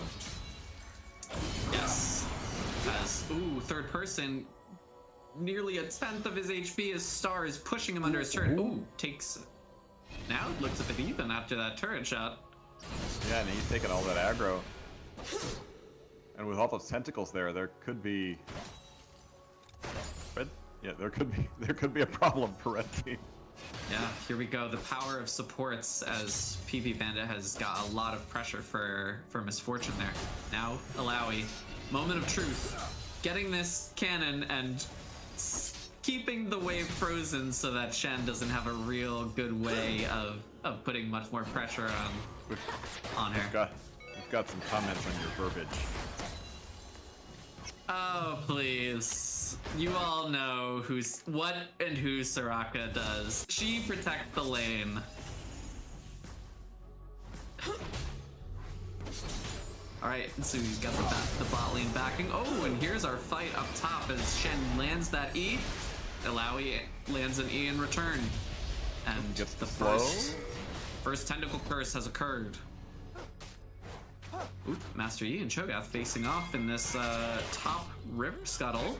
It looks as though no smites between them, so it's going to be a good old-fashioned fight. Third person is the first person to make it to this fight, forcing Gunny away. Oh, the Q and the E from Alawi. Oh, looks like Yi is going to be stuck moving slowly. As another Q lands from base check, and Yi is stuck there meditating. Ignite comes out, and First Blood goes to Cho'Gath. Ooh, the double Q onto Skippy and Shen. Shen flash E. Ooh, that W from Shen. Oh, wow. And the return kill onto Cho'Gath as it's jungler for jungler. Many resources invested as Kassadin pushes the wave nearly into Waste Turret. Tiltree Clinton with this E manages to just push Dr. Fox all the way back to his end. Soraka. So much HP taken. Yeah. This is already a skirmish-filled game as the goals still even, 1-1, and Gunny secures the second scuttle, or the first scuttle really, as they left that scuttle behind after that fight up there. Yeah, that was some aggressive choices on the red team there, right? Like they knew they were going to lose. They knew they were going to lose Yi, and they chased deep into blue jungle just to make sure that they got that gold back. Yeah, and here we have a little bit of a reversal as Alawi is now able to push into this Shen, but with that experience lead in the top lane, especially with the bonus experience, that's going to be dangerous for Shen to get level 6 before her. Alright, oh, with these double buffs, Skippy is able to get Kassadin down to half health. And I know this is one of the worst experiences, playing Kassadin without your ults. Oh, base check here for a little bit of a lane gank to push Tiltree back to his wave. And Lick and Stick. Beautiful Qs connecting with Soraka.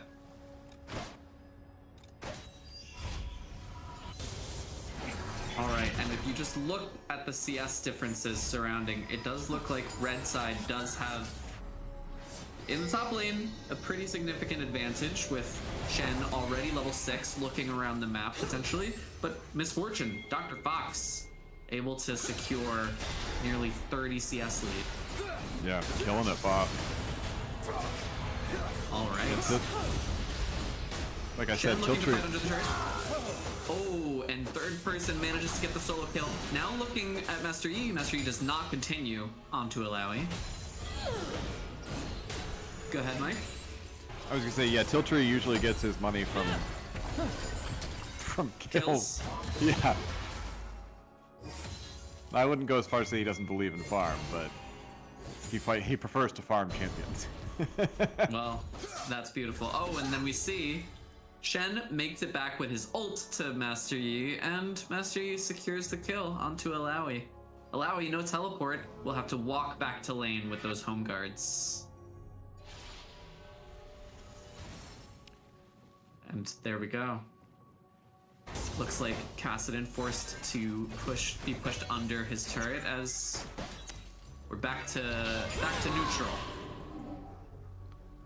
Right. As soon as Lick and Stick lands one of those Qs, I think it's Yeah, pretty in much the opportune death. moment in the middle of the lane, especially as we approach level 6.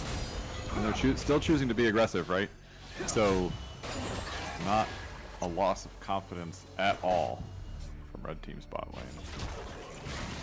Yeah, and still neck and neck as Skippy is forced out of the mid lane, Blazing trying to make sure that he can push this wave so he can back, and still more skirmishing happening in the top lane. Fights all around as these players came here to do one thing, and it's play League of Legends. Alawi ulting, going straight for the real Shen, knowing that that slow is going to come out. Oh, and third person lands the second solo kill onto Shen. All right. Oh, that's the Q. Oh, beautiful amount of healing from Soraka as it's a reversal. Dr. Fox flashes in to get the kill on Tiltry. Now Licking Stick, oh, unfortunately hits the Q on Soraka instead of Dr. Fox. Now it looks like Dr. Fox is going to be able to push Licking Stick to the jungle. Gunny forcing a flash out of Soraka with his R and Q. And here's Shen TPing down, potentially getting some gold here. And Soraka is in danger as the three are approaching here. Oh, makes it out just in time. And they'll get some damage on that turret and possibly. Oh, they're choosing drag. Yeah, looks like this is the right call as Shen is down here. Cho'Gath also potentially looking around as he's farming his bot side, but it looks like they've got the manpower to quickly secure this. All right. And they're not, and blue team isn't in a position to really do anything about it. They know it's happening 100%, but are just too late. It's Dr. Fox now forcing a flash out of Licking Stick. DB Bandit. Oh, they are disjointed and face check is collapsed on before blue team comes back in. Dr. Fox, unfortunately, in the Ash burn and auto craziness, Gunny flashes in to secure the kill. This is becoming quickly. Oh, nice E into Ash ult, and Tiltry secures another kill. I was just about to say right before that happened that Soraka was being oddly aggressive and being very brave. And here we go. We're starting to see a bit of the cracks as red team pushes just a bit forward. Right, and as I said, Tiltry's a little bit behind in farm, but now probably is about even on gold. Yeah. Oh, and there we go. With those two kills, it just about makes up for it. And see even a reversal in the top lane as now Alawi is ahead in levels and gold and CS and kills. Right, so yeah, they've lost the top lane.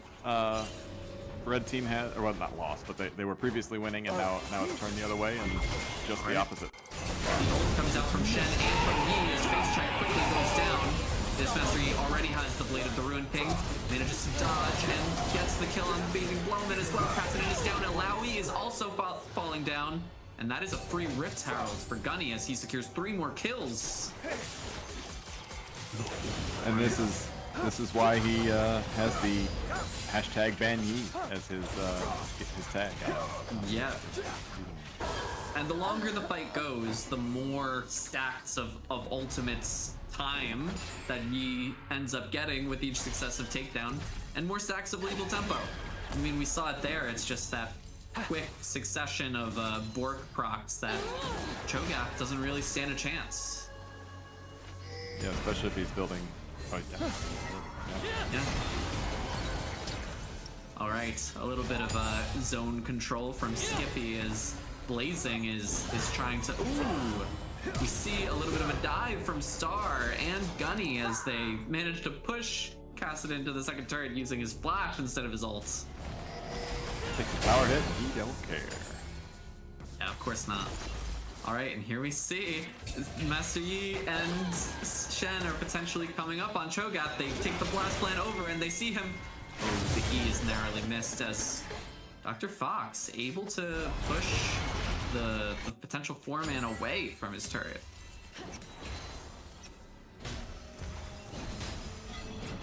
All right, third person looking for this first turret. Yeah, this is a great game. Blue team's behind. Oh, Master Yi coming in on it. Yeah, and another kill. There we go. That's kind of the way that Master Yi is able to open up the map with these kills. Well, the longest lane is not one that he necessarily wants to go in. He wants to be where the action is. But it leaves Alawi open with this Black Cleaver to get something there. Tiltary looking like they're gonna force Misfortune and Soraka away from the wave. In a good position here, but one Soraka Q and W could change it. Yeah, but he still has his. Oh no, he doesn't. He doesn't have his ult yet. But he's being oddly aggressive, right? Like, well, and Morgana's back, so she could Yeah, this is quickly turn the looking tides. Very good for the red team. As there's not much in the way of gains for the blue team thus far. Soraka, oh, now we see Morgana's Oblivion Orb cutting that Soraka healing, and it shows as Tiltary is able to just flurry of arrows. Has to flash away from that Soraka Q. Ooh. There we go, the Ignite comes out from Lick and Stick. As seems like they are setting up a dive as Master Yi is headed down bot. Yep, and they're gonna get a turret or a light. Oh, never mind. They're resetting. Yeah, just with that level of HP on Tiltary, I'm sure better safe than sorry when you're ahead this far. 2.2k gold. They keep that lead. Here's Gunny looking potentially to dive. Blazing. Not on vision, and there's the R, and Blazing manages to R away. Gunny taking 2 turret shots, but still manages to get to catch and connect with that Q. And it's one more hit for Master Yi. Been destroyed. Alright, Tiltary is here. Star lands the E, Tiltary lands the R, and third person is left walking away with little mana. The Shen ult comes out just to make sure that Tiltary is not in any danger. I think he was going for the assist gold. Potentially there. Yeah. An R, an R, an R for an assist. Alright, Lick and Stick a bit out of position as PP Bandit is now here with Dr. Fox to push them away. Alright, but Gunny is here, flashes over the wall, and there we go. The Soraka E comes out. Oh, and it is not enough to save from the flurry of blows. Alright, Dr. Fox rooted by Lick and Stick's Q. Lick and Stick is out of mana, looking like he's going to want to back. Tiltary knocked up by the Cho'Gath Q. Alright. Okay, Quay just with complete zone control over Kassadin's movement.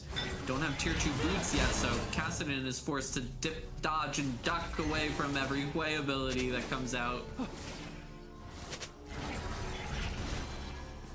We got a got a comment.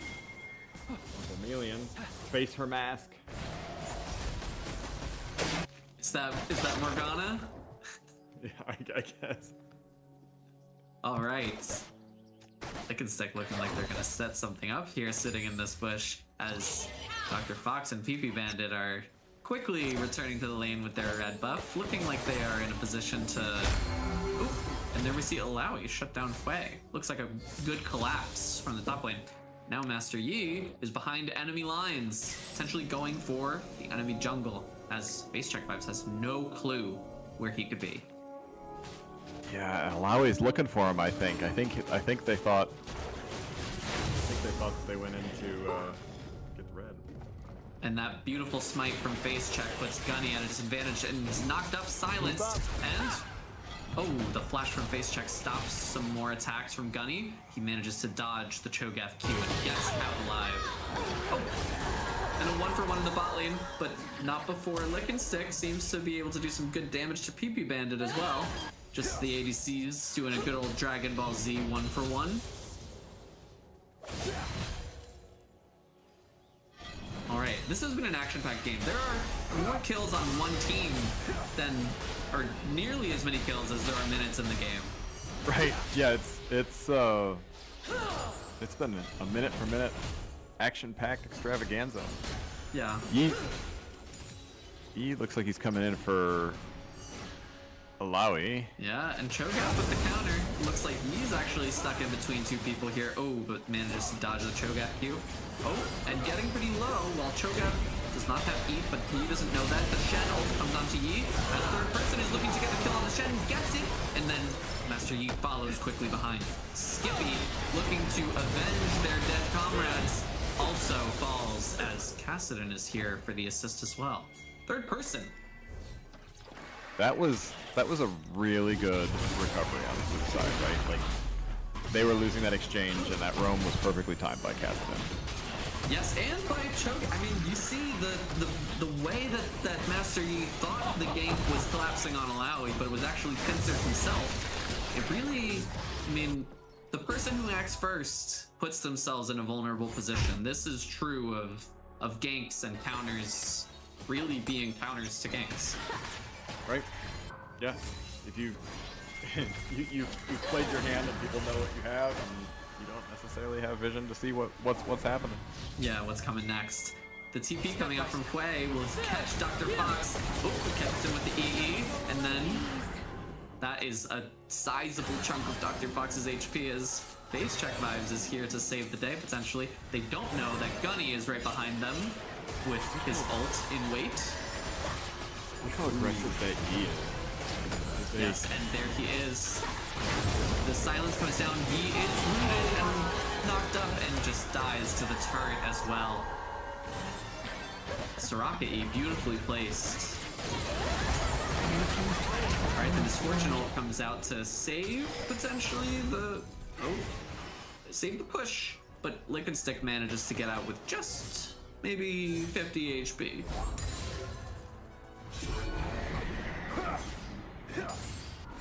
Alright, here we have it.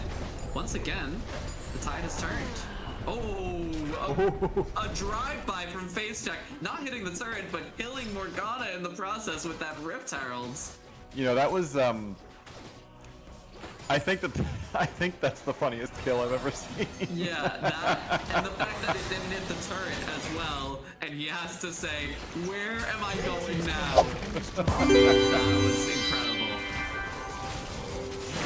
Alright, PB Bandit, not able to fully get away from Gunny this time with that silence. And Gunny manages to get a kill, as well as Cho'Gath, and onto Misfortune, securing this dragon without using his ultimate.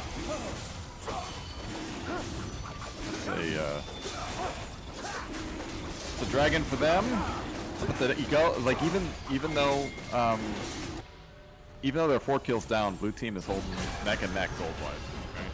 Yes, it's true, because look at how much gold has been poured into third person shutdowns. Oh, and there we go. We understand that a support is just a support sometimes. Lick and Stick trying to 1v1 Alawi as the Fed member of the team, and there we go. Third person able to quickly do some damage and heal themselves. Oh, the stun, the fear, and third person manages to kill Ash in the process while still feared and is potentially getting out of this alive. Oh, the Shen stun manages to nearly save Quay, but third person's tentacles are taking so much HP as the last tentacle kills Shen. This has been an Alawi 1v3. Sounds like a sci-fi movie, The Last Tentacle.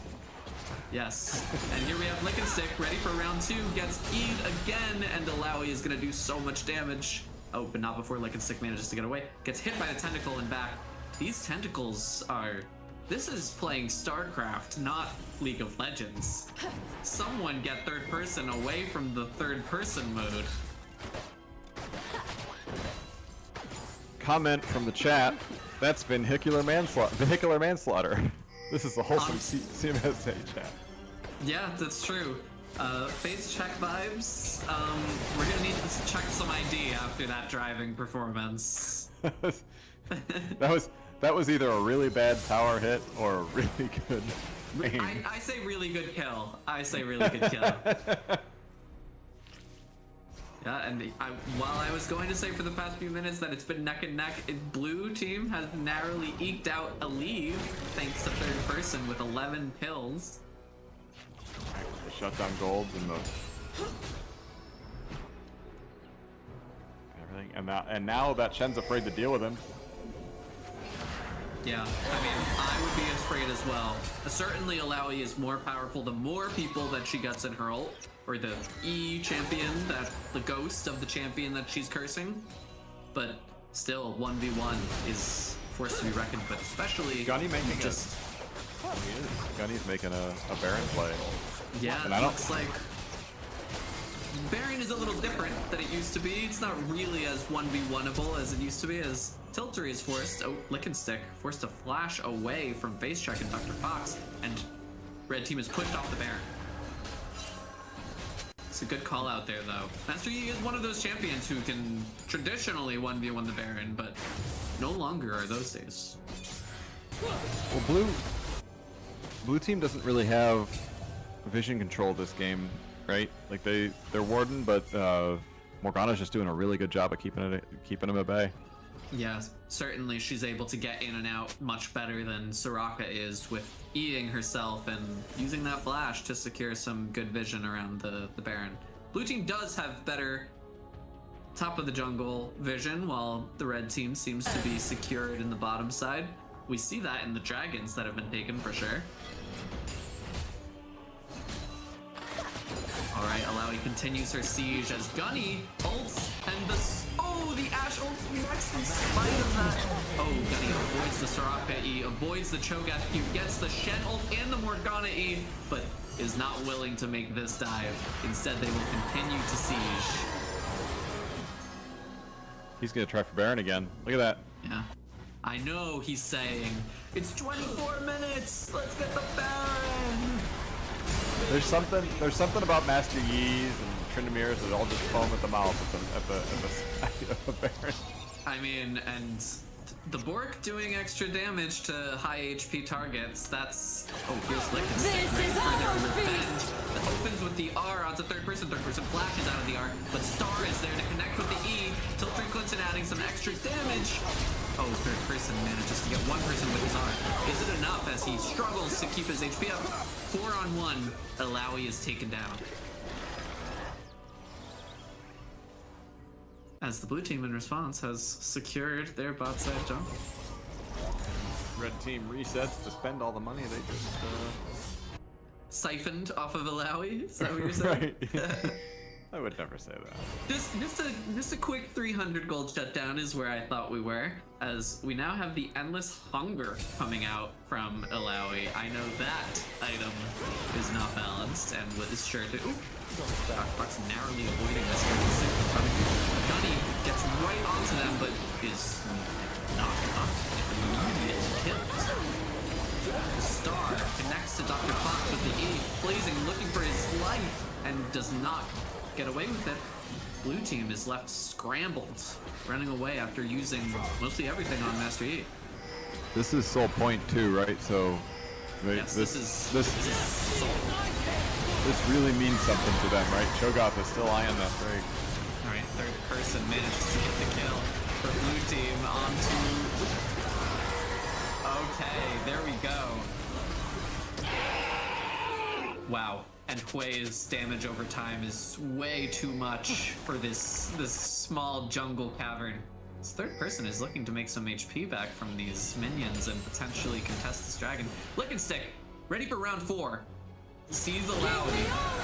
Oh, opens with the R and E, and third person still proving that he is the top laner, and then Morgana is the support.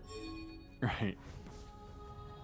It's that, especially with an Alawi or anybody with lifesteal, but right, like you see somebody low health and like, I can do this. As a support, you're like, I'm full health, I can take care of this. No. Yeah, the Spirit Visage may be slightly offsetting the Morellonomicron from Morgana, but who knows? It was close, for sure. Oh yeah. It was close. I've fallen for that exact same trap 1,000 times, and I'll fall for it 1,000 more. Yeah.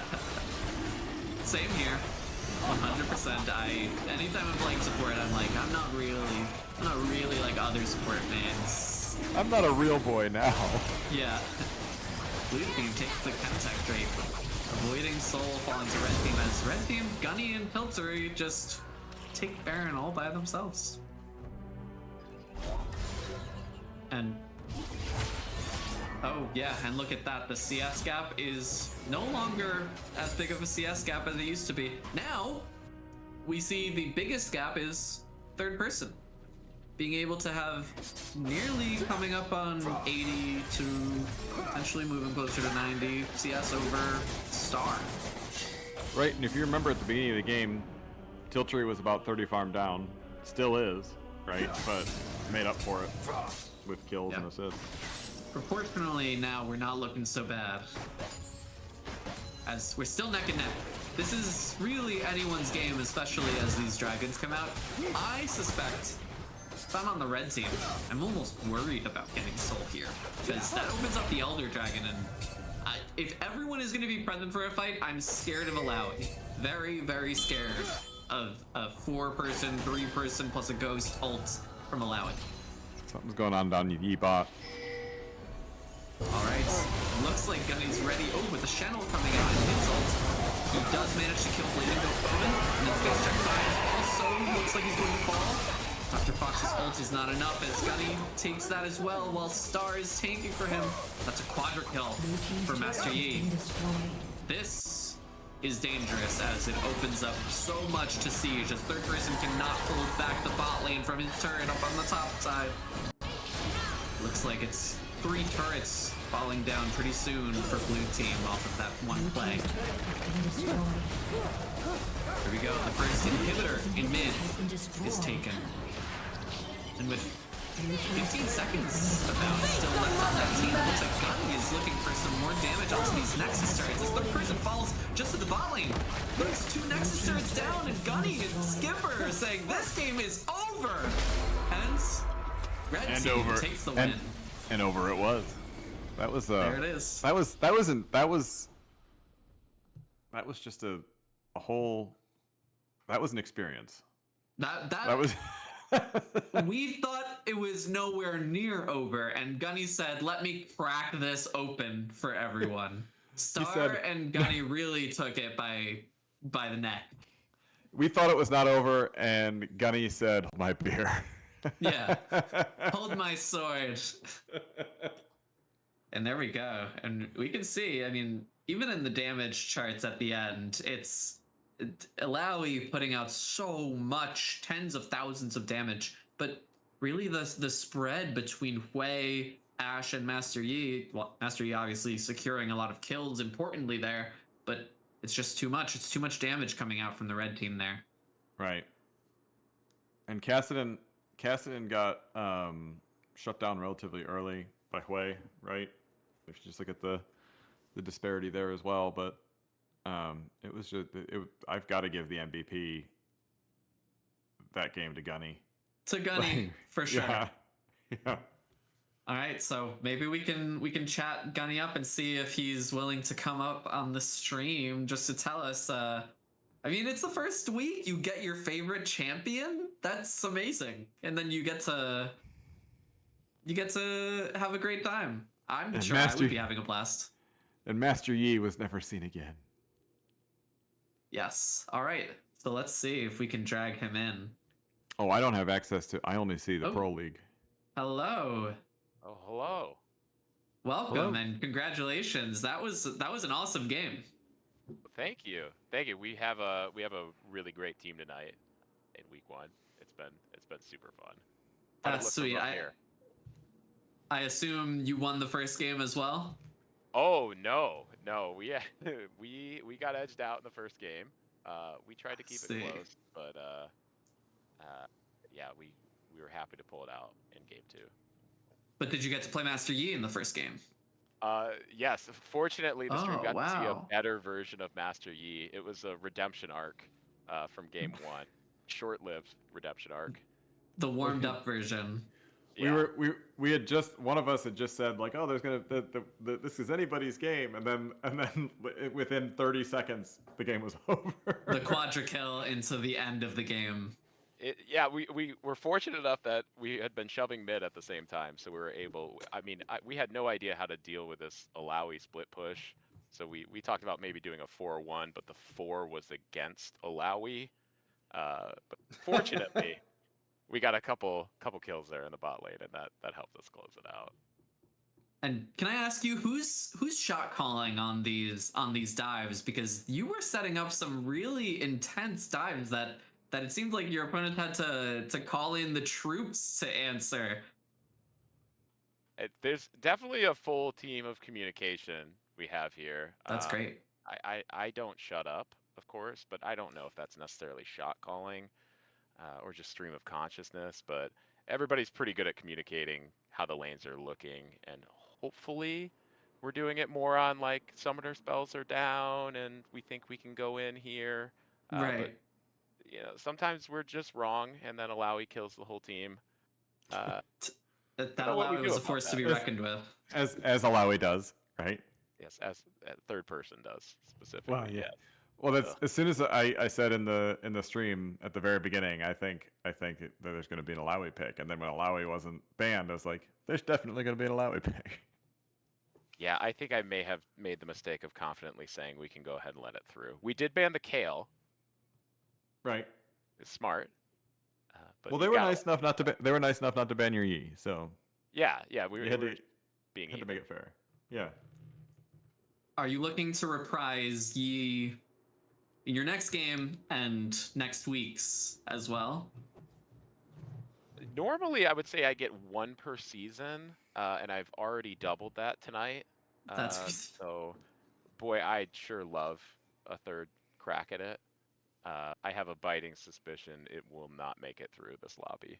But here's well, the after seeing that, if anyone caught the last part of this on stream, I'm sure that they're saying to themselves, "No, that's not happening to me." It was a team game. We were in the right spot at the right time. It just, you know, sometimes you get the quadra. Sometimes you get lucky. Sometimes Yeah, and you it get was the quadra, beautiful. and sometimes that wins you the game. The quadra gets you. That's my experience. Yeah, that's true. Well, usually in my experience, either you get the quadra or you give up a pentakill. Yeah. So, one last question for you, Gunny. Yeah. Let's hear a shout out from you. Who do you want to shout out, either on your team or the enemy team? Who's getting it from you? Well, first of all, I think the shout out system is a really cool idea. Our team has been filling it out every single game. I had Sweet. thought maybe this was going to be anonymous, but since I'm on here, I might as well say that I have shouted out somebody from the enemy team both games. Oh, last very game, nice. I think I gave it to PP Bandit because I failed to kill the Soraka at least twice because I just stood right there in that perfectly placed silence and then was rooted. So She was looking so juicy for your auto attacks, but it was a bait. It was a It was bait all a after bait. all. but I took it, and that's a deserved shout out, I think. Okay. That's great. Shout out to Poop or Pee Pee It's a Bandit, pee-pee not bandit. Poo Poo Bandit. Poo Poo Bandit. Thank you. that didn't happen. All good. Blind. To PP. Well, thank you, Gunny, for stopping by the stream. I'm sure we're going to take a break pretty soon, but good luck on your last game of the night. Oh, thank you. Thank you to all the viewers. I hope everybody's having fun. And if you're not signed up, get signed up. Come play. Yeah. Hear that, everybody? Join. That's it from me. Have We're a good cool night. people. All right. Thank you. All right. And that was our Ruby game for the night. Before we move on to our Topaz game, which will be Emerald and up, we'll be watching Bormelian in their last game of the night. We're going to take a small break. And I hope that you enjoy this break and stick around for the last game. Yeah, it should be a good one. All right. Thank you all.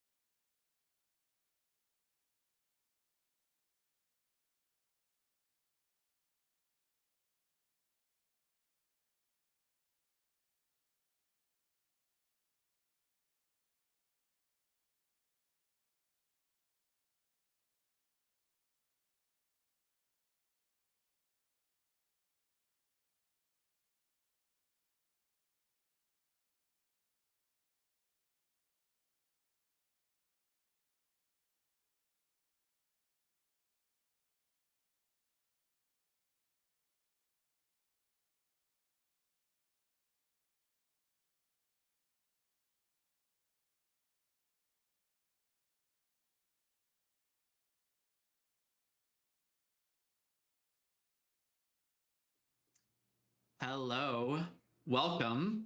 This is our third and final game of the night. I am Nick.Zeit. I am joined by my fantastic co-host, Moens.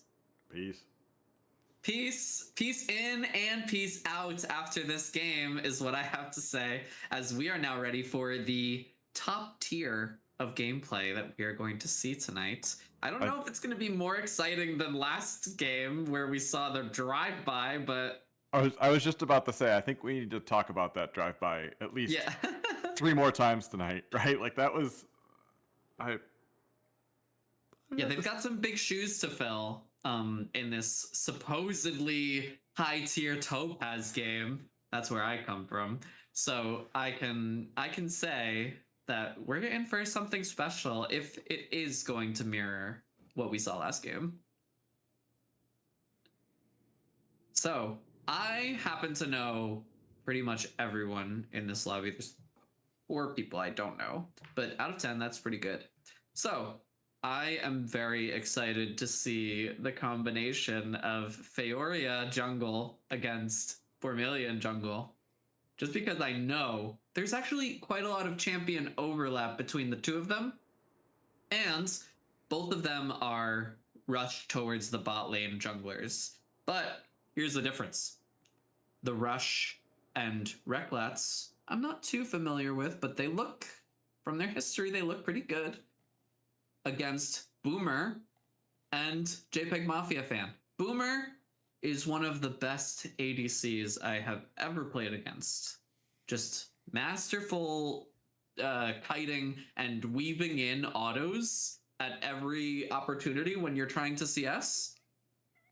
It's going to be a bot lane heavy game in my prediction, but who knows? Maybe Sean and Poggle will... Well, no, not Poggle. Saint will be duking it out in the top lane. okay. And what do you think? Just looking at the teams, which what do you think pick wise? What do you think we're gonna get? Okay, so here's what I think. Travi is a really great control mage player. I've seen Orianna, I've seen Syndra, I've even seen some control-ish assassins who, like Nafiri, Travi on Kiana and Nafiri, being able to just zone people off while also not being able to be hit because of so many dashes. That's what I think so far. Poggle, not sure. I haven't seen him outside of the top lane in a while, so this is his mid lane re-debut, I'll say, generously. Because I know, Poggle, if you're watching, you're going to say, I was never a top laner to begin with. None of that ever happened. But, so, that's what I'm really excited to see. Feoria? I'm just going to throw it out there. Lilia. I'm going to throw it out there. That's my prediction randomly. I hear the meowing of agreement from your cat. Yeah, that was Mythos. You guys have been seeing Quark, who's on my desk staring at me over here, whereas Mythos down here, he's my fat one who wants to be fed.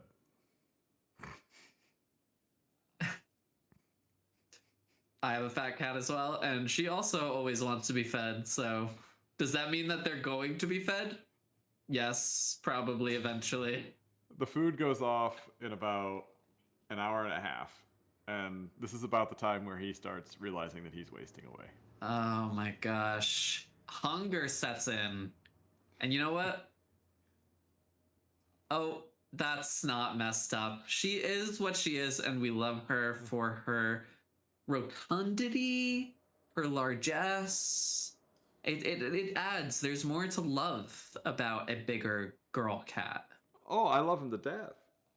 I love all animals. But he is dieting, and I know Olive. Oh, which one's Olive the... is our older girl. She's not dieting. she won't suffer it. Here we are. We are headed into the first ban phase, and I hope that we're going to be eating during this game, because there's going to be some great team comps that are being chosen here. First one to come out is Swain.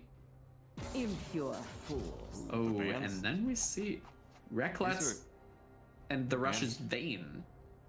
They're banning with vigor. Yes, they know exactly who they want. I mean, something that I know for sure is that I'd keep my head the down if I Topaz were you. teams decide who they're banning very far in advance. They know who they don't want to see. These are the seasoned players who say, if this is in the game, I might as well not be in the game. Then we've got Quinn coming out. Looks You like it might be overstepped. 2 top lane bans, although Swain could be anywhere. Swain could be Boomer the Walrus's APC Swain that just got banned out.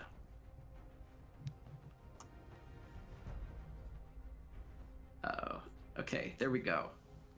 Now we've got Kindred, the ban onto Bormelian. And now Urgot coming out. Is that a potential Poggle ban? No, not Poggle, because he's not top anymore. That's my brain always resetting back to that. I'm told Saints that never Urgot happened. is banned. Yeah, it never happened. All right. And rounding out the first set of bans, there we have it. There we have Lilia ban. It's not the choice, but they are making sure that Bormelian does not get a chance to put everyone to sleep. See, what I always love are the shenanigans that happen not at the first round of bans, although the first and second picks are oftentimes for securing the much needed duo that could otherwise be thwarted. But it's the bans and choices that happen right after this pick phase. The second round of bans and choices that I think Right. Topaz really shines. Well, I know down in our league we use it to take away from something like we would have taken Master Yi from Gunny, for From example, Gunny. right? Like we like to take when somebody gets their hopes up. We're like, nope, sorry, we're taking it. Oh yeah, the mental anguish. I mean, also it's like you get to see, okay, they've got a lot of CC, they've got a lot of tank. What do they need? What's missing, and how can we deprive them of that now? So kind of exactly the same. We see Kaisa and Teemo coming out. This could potentially be a Teemo jungle for Bormelian.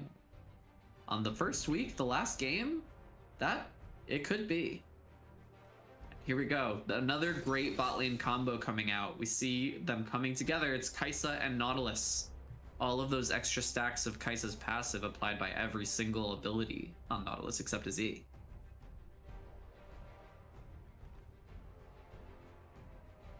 What do we think's gonna be next? All right. This one's a thinker for sure, because we have to make sure that it's not something that we're willing to give in the second round of picks. And we see the first Xayah of Okay. the season. So Xayah's a Xayah Thresh. Yeah, old favorite of Boomer for sure, because if there's one thing he knows, it's the geometry to set up a perfect E on Xayah to get as many feathers as possible. And as we all know, that's not something you want to be on the receiving end of. Silent death. Yeah, I see Poggle in chat saying, I'm home in the mid lane. All right, Poggle, let's see. What are you going to be taking to the mid lane? Especially after these bans come out. We've got the Kennen ban for top. And John says Midgle. Midgle. The Medadas do See, not and forgive. there's a bit of an acknowledgement forget. that this Teemo might be jungle. Because we're banning Kennen.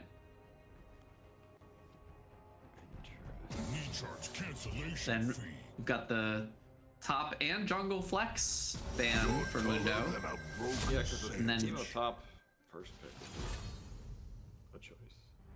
Yeah, Tom Kench coming out as a potential top lane choice banned for red side. All right, and let's see. This is going to be the moving and shaking moment where we see if Sean Grew has the Teemo right after this pick, or if it's Bormelians. But first, let's see who the fourth choice is for red side. Guess Aurora. from Poggle, Belveth, obviously. Right, yes, Belveth in the mid lane. We have that Aurora in the mid lane. That's going to be Poggle's real choice. No mental games potential here. Here we have it. What puts this team in the right place to battle all of these, first of all, tanks and untargetable champions that have come out on the red side. And it's the split push of Scion. Oh, or Scion jungle. See, we're still in flex mode. They could change their mind at any. They may not even know yet. Yes, it might be that way of seeing who's coming out as the top laner on the red side. Then we'll decide who's going where. Red side, unfortunately, does not have that luxury just yet. As then we see Yone. Another flex. Potentially top, potentially mid. I have a feeling that's for Trav, though. That's the one remaining Trav champion I see. All right, and in response, becomes a little more So as opened you said, up. control assassin or control mage. Yeah, there you go. Yeah. And then Darius top comes out. We'll see.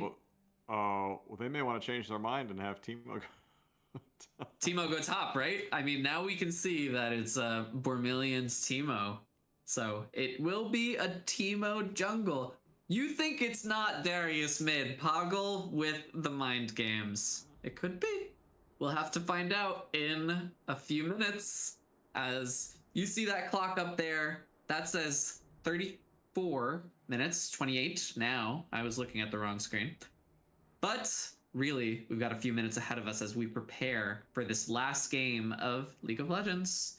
And we gotta wait Which- for the delay to come in too. Yes. Which, by the way, this is the third game of the first week of the second season of CMSA's League of Legends Open to Everyone League. So if you And want you to guys play should with show up. us, yeah, you guys could have been here. And you can be here next week by signing up as a sub. Join us in the Discord. Links are on the Twitch channel. And make sure that you do what you can to join us. We'd love to have you. And tell 10 of your closest friends. Yes, if you do not share this message within 3 days, you will lose so much LP. Oh, yeah, the This is chainmail. chain letter. Yeah, chain letters. Yeah. Yeah. Gasp. Yeah, I know we've you're threatened, so worried. we've threatened your LP, right? Yeah, we're holding it hostage, actually. This closet behind me is full of your LP, and it's not, the door's not opening until we get 10 of your friends to sign up now. And we might give you the LP back. Maybe. I could use it. If you want. I'd like it. Feeling a bit greedy. Whoa, whoa, whoa. You can have all 4 of my elo. 4 full elos? 4 whole elos. That's right. Wait. Oh, yep. And we're being reminded of Soraka. Soraka will beat you on. Soraka will beat you on, not in any other direction. No one's a goner in this chat. We're all here and sane, and our mental is upright for this last game of the night. Oh, and Poggle subscribed, so thank you. Even though Thank you, Poggle. Cork thanks you. I see Kelton gave a prediction. Darius mid, Sejuani top, Bunny jungle. Aurora in the jungle. I mean, it's where she could roam and bunny hop her way from buff to buff. That would be fine. Well, and it's right. No one expects the banana, but you've got to say it like they did in the Monty Python. No one expects the banana. That one I know. No one expects the Spanish Inquisition. Yes. I know it's like the Chris Evans gif that people use all the time. It's like, I got that reference. I got that reference. Sometimes I just gotta be proud. I'm unmuting myself. Nick, how old are you? You're not that young, are you? I'm 28. Oh my god, you're a baby. Oh, so I mean, that's why my fingers can go so fast for League of Legends. It's not fair. It's the only reason. Where's the age handicap for us old men? I know. Yeah, I'm 42. I've got problems. Yeah, turning 37 in a month or two. So, oops. Well, Does your LP, is it like a graph that's like proportionally goes? Just kidding. No, I've never been great at League. I've just been okay. Well, I've been. go ahead. I was gonna say I like to tell myself I've been great, but you know, I'll blame the age. That's what I'll hide. I'll hide behind my age. Age before League of Legends prowess, as they say. I feel like my experience has got to speak for something. I've been playing this for a long time. Yeah, well, now we can see your experience. If you believed that it was Aurora mid and Darius top, your experience told you something. We cannot be fooled by the chat age before MMR. All right. And Teemo in the jungle. yeah. What a beautiful game as we are getting right to it. It looks like. Oh no, we what are. is happening? We do have a What little bit is- of a delay. What is happening here? They all went. Oh wait. We're just not happened? on stream just yet. Oh, okay. My bad. But trust us, with what we saw, we are in for a beautiful beginning of the game. Yeah. So As To Summoner's Rift. now, we should be in for this game. We see 4 people on blue team headed down here. Minions have And just 2 spawned. on the red side. Are they going to be brave enough to enter this bush? Oh, let's Oh, see the no. wards coming down. Uh, Oh, and the Nautilus hook does not connect. that was, you know, it was a good try. Yeah, I- nothing I- lost. I give him an E for effort. You know what is lost? Is the potential to ward the red side Raptors, while Hoggle gets a cheeky ward on the blue side Raptors, knowing exactly where Bormillion's gonna go, which might be the most important stat of all, vision. Just below damage. Here we go. We see Chandra taking W first and beautifully CSing as we got some clean dancing happening here. Travi a bit late to lane, now forced to CS under turret as Poggle is gonna auto him. Oof. And let's see. Saint putting a little bit of pressure onto Sean. See, the archetypes of who the champions are. The ranged mid laner getting level 2 just a bit quicker than their melee opponent. And then the bruiser bully top lane. In Topaz, I think you get to see what the real archetypes of champions are and how they get to bully the person who otherwise great player, but the champion difference. Right. Yeah. And his counter picks. I'm sorry. I'm mesmerized by the Teemo in the jungle. I want to see what's gonna happen. Oh yes, this, I mean, I'm quite familiar with, and I know Alex is very experienced with Teemo in the jungle. Ooh, beautiful hook by JPEG Mafia fan as the Ignite comes out. Boomer, potentially? No. Reclades gets away with it. As we've got skirmishes all around. But we've got junglers pathing to opposite sides of the map. What does this mean for Darius, who is pushing Sion in? Chunker, not losing too much HP, looks to be setting up the gank, while bot lane is pushed all the way in, forcing Feoria. Oh, beautiful E from JPEG Mafia fan leads to a first blood for Boomer at just 2 minutes and 40 seconds. Then Saint killing Shangru. Shangru just a little bit away from his turret while the wave was coming in there. All right, there's Look at all these. Good. battling all around as JPEG Mafia fan Hex flashes over the Raptors, misses the Q. Travi manages to dance around, gets hit by the E, but Poggle does not have the mana to follow up. So Travi gets away with his life as Vermillion's here, potentially for the count. There's so much fighting happening already.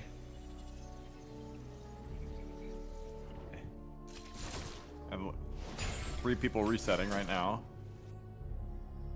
Yeah, the only respite we'll get, ooh, as Reckless misses the Q onto Boomer. Boomer just making sure he gets all of the CS he needs while his support is away, securing some pressure elsewhere. Meanwhile, I think Teemo's getting cheeky. Oh, maybe not. He's just going for his. Just waiting for the Krugs. Little emote, a little dog emote. Woof woof. We knew we were As, looking. yeah. As we see, Shangur has a beautiful freeze up top. We'll see if it lasts, as Darius now comes back with 2 long swords. Alright, very satisfying to see the CS go down all at once from these abilities. But, looks like bot lane is getting ready for a fight here, as Thresh is looking to press his impact into Nautilus. I don't know what I would be doing if I'm face to face with 1 kill Xayah. Pretty ahead in experience at this point. And JPEG Hex Mafia Flash. goes for the Hex Flash. Lands the Q onto Kaisa, then keys both of them. Nautilus stuck in a terrible position as the Aftershock protects him, but on half of his HP, which is gone. Vermilion with the lane gank onto, or at least the side into Poggle, getting a cute little bit of HP damage onto Poggle. I'm not Darius. I'm looking over my shoulder. Fancy feat from Poggle leads to a successful trade, but otherwise should have been a nice bit of damage for Travi. Poggle hits level 6 first. We'll see. Ooh, Travi just behind. Thresh is coming up. Just coming up as Alex is also here. Bormillion. Ooh, for this Darius. Oh, seemingly under turret. Oh, wow. Does not land the Q. As Travi puts JPEG Mafia Fan into turret range. Oh, and here we go. 1v2ing. Okay, the kill was secured in top lane for Teemo. And now Teemo is ready. Boomer forced to flash away as he's ignited in the bot lane. And Sejuani's looking for potentially the first dragon of the game, but Poggle being chased down. Fortunately, it doesn't draw too much attention as Sejuani continues to do what she can against this dragon. Poggle and JPEG Mafia Fan able to easily help secure that as there doesn't seem any vision. Darius. Flash Ghost. Shangur just knows that it's over at that point. It looks like they just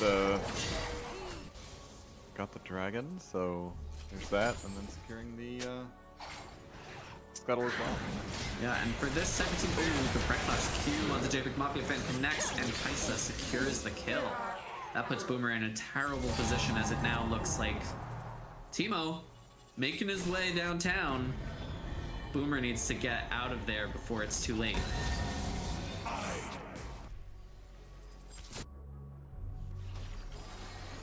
Here we have it.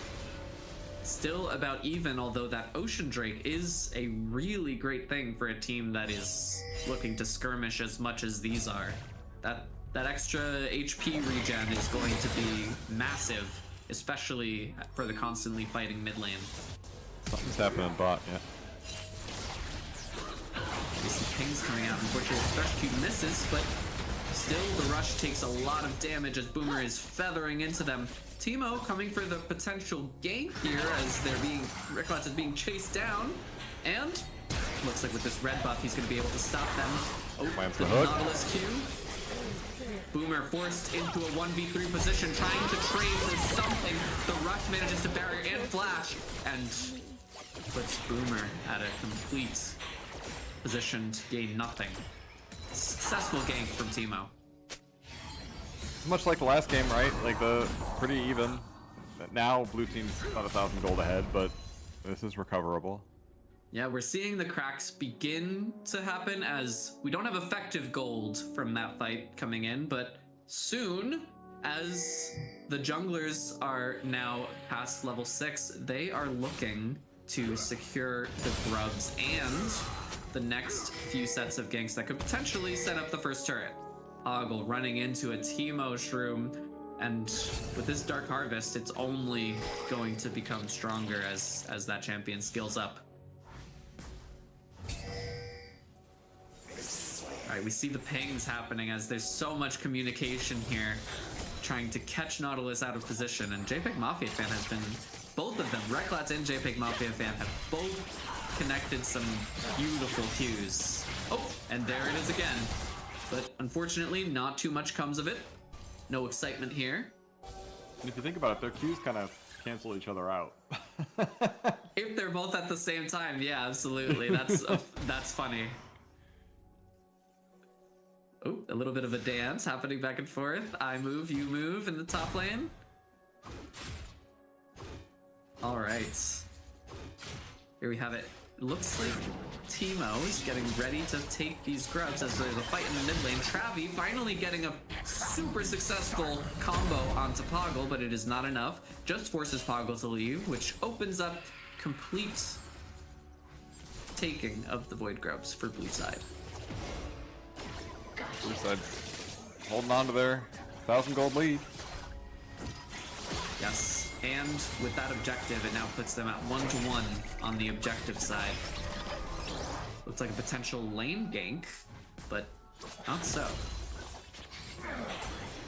Where does Grub show up on this screen?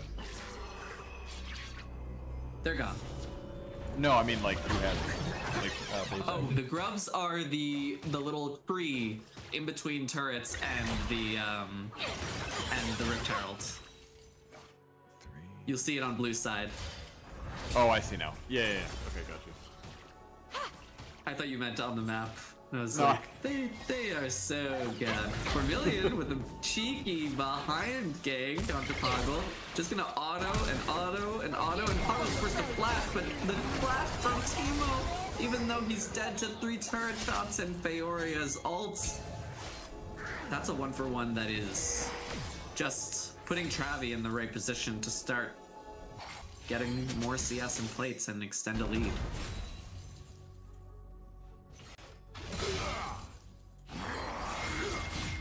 Alright. Nice cancel from Darius as Q just comes right back out from Sion. Sion is the type of champion who does not give any care. Oh, and that beautiful stun of the turret! Successful solo kill. This JPEG Mafia fan also dies to a Yone gank. Travi here extending mid lane's domination down to bot lane. Alright, Boomer playing still a little bit safe, not knowing if Yone is still there. Million. Potentially coming up, but no, looking for Drake. the next Drake, exactly. Poggle is here with eyes on the river, and Vermilion seems to be setting up the perfect cheese for someone. This JPEG Mafia fan is the target of these darts. Does not land the E onto Teemo, and Teemo quickly takes him down. That Nacre's Tooth is a very early spike. Yeah, it's an 11-minute full item. Alright, and Yes. I've secured the Drake. Sejuani's trying to see what she can do about this Drake, maybe pull people off, but I don't think they're gonna let her. Just the extra pressure of body forces Nautilus to be there, as Sejuani might look for something mid just in case, but now it's time to collect the top side of CS as the first Infernal Drake goes to blue side. Now it's 1-1 on Drakes.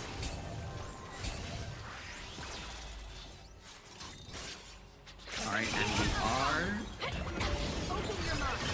seeing once again the combos back and forth.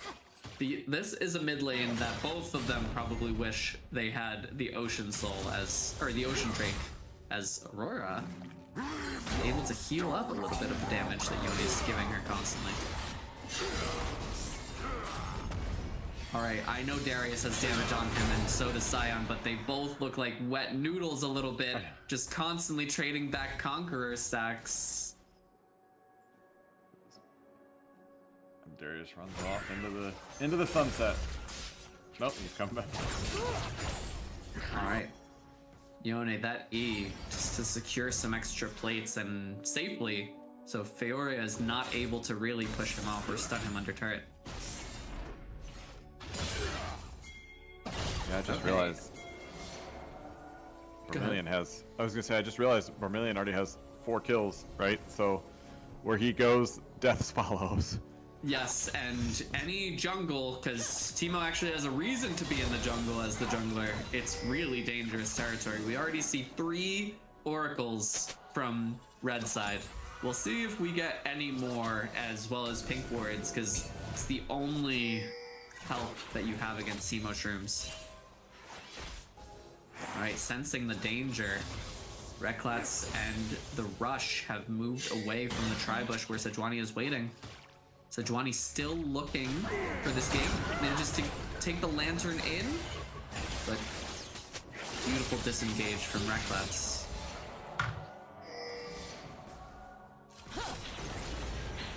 I see pinged, though we didn't see it. Nautilus did use R. And now it looks like there is a fight in the bot lane that Teemo is on his way to. JPEG Mafia fan forced to flash as the Lantern comes out for Boomer. Both successfully getting away. Sejuani waiting in the wings, knowing that Teemo is on his way. Though there's no objective to take here, there is a lot of jungle CS that still needs to be taken while protecting the lanes. All right, JPEG Mafia fan, ready for round 2. The Ocean Drake healing him bit by bit. Oh, and the Q connects onto Nautilus, but Teemo is here, and Boomer, while rooted, is able to get away, although JPEG Mafia fan dies for their sins. Close Q, not enough. Vermilion looking for Boomer a little bit more. Boomer able to get the E, but Feoria secures it with the Q. Right now, Rek'Lats forced to run for his life from Sejuani because even though this is a tank, we're still going to be able to do some damage, especially with that red smite. Rek'Lats dies to the Sejuani chase. Kai'Sa tries to stop him, but Sejuani's Sejuani. Yeah, unfortunately, not too much damage on Kai'Sa just yet. Just that Kraken Slayer and a pickaxe. JPEG Mafia fan looking for the Scion here just to extend Darius's lead. The Scion ghosts and the flash stops Scion's ult. Stronger still trying to get away. And Saint able to Rush somehow took it. Ooh, and Travi falls to the gank from Sejuani. So much happening around the map. Aurora ult does secure the kill onto Yone. Now we see a little bit of a reversal as it might be that Poggle is the one to take some plates and get a little bit of a gold lead. There's an interesting game because the kills are tied, right? And CS is just about even. Yeah. Still has. I'm sorry, red team still has about a gold lead. Yeah, I mean, certainly we see some plates coming into play there, as well as a little bit of a shutdown onto Teemo with that last kill from Feoria. So the gold is distributed onto Sejuani, a tank, more so than perhaps someone would like, but most of it is still on Boomer, who is looking to be this game's carry. And one of the disadvantages of having a Teemo on the enemy team is that you can't afford as much, right? You rely more heavily on the support rewards, and that's it. Right, So- and now we've got just blue trinkets and oracles.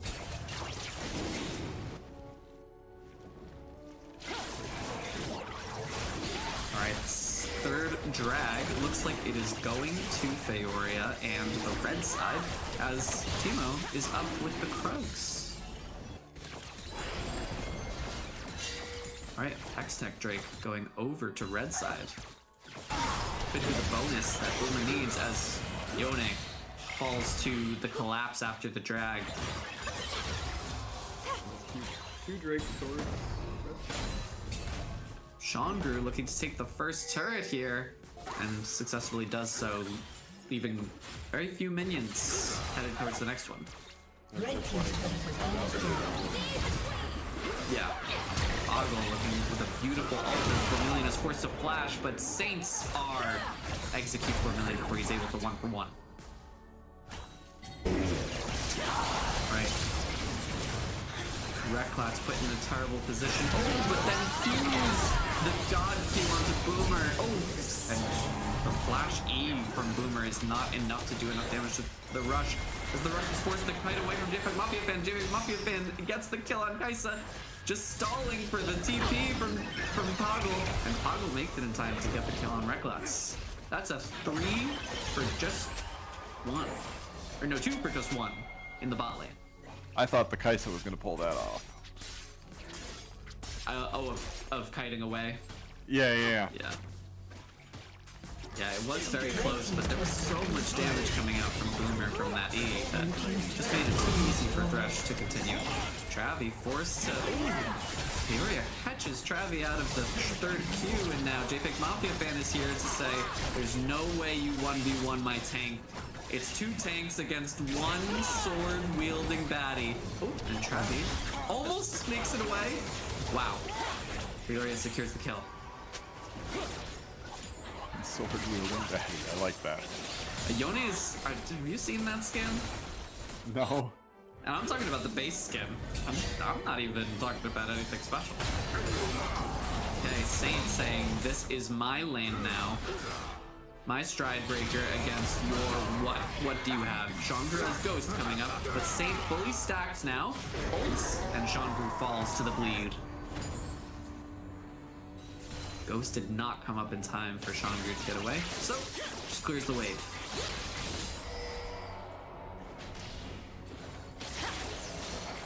We see a very traditional League of Legends. The mid lane has been replaced by the ADCs, and now a warding support caught out just in time by the jungle roaming from CS to CS. So we see both mid laners, Poggle and Travi, now headed towards the bot lane to clean up before. Both of them, well, Poggle does not have his TP up, but Travi does, potentially to make a quick play across the map.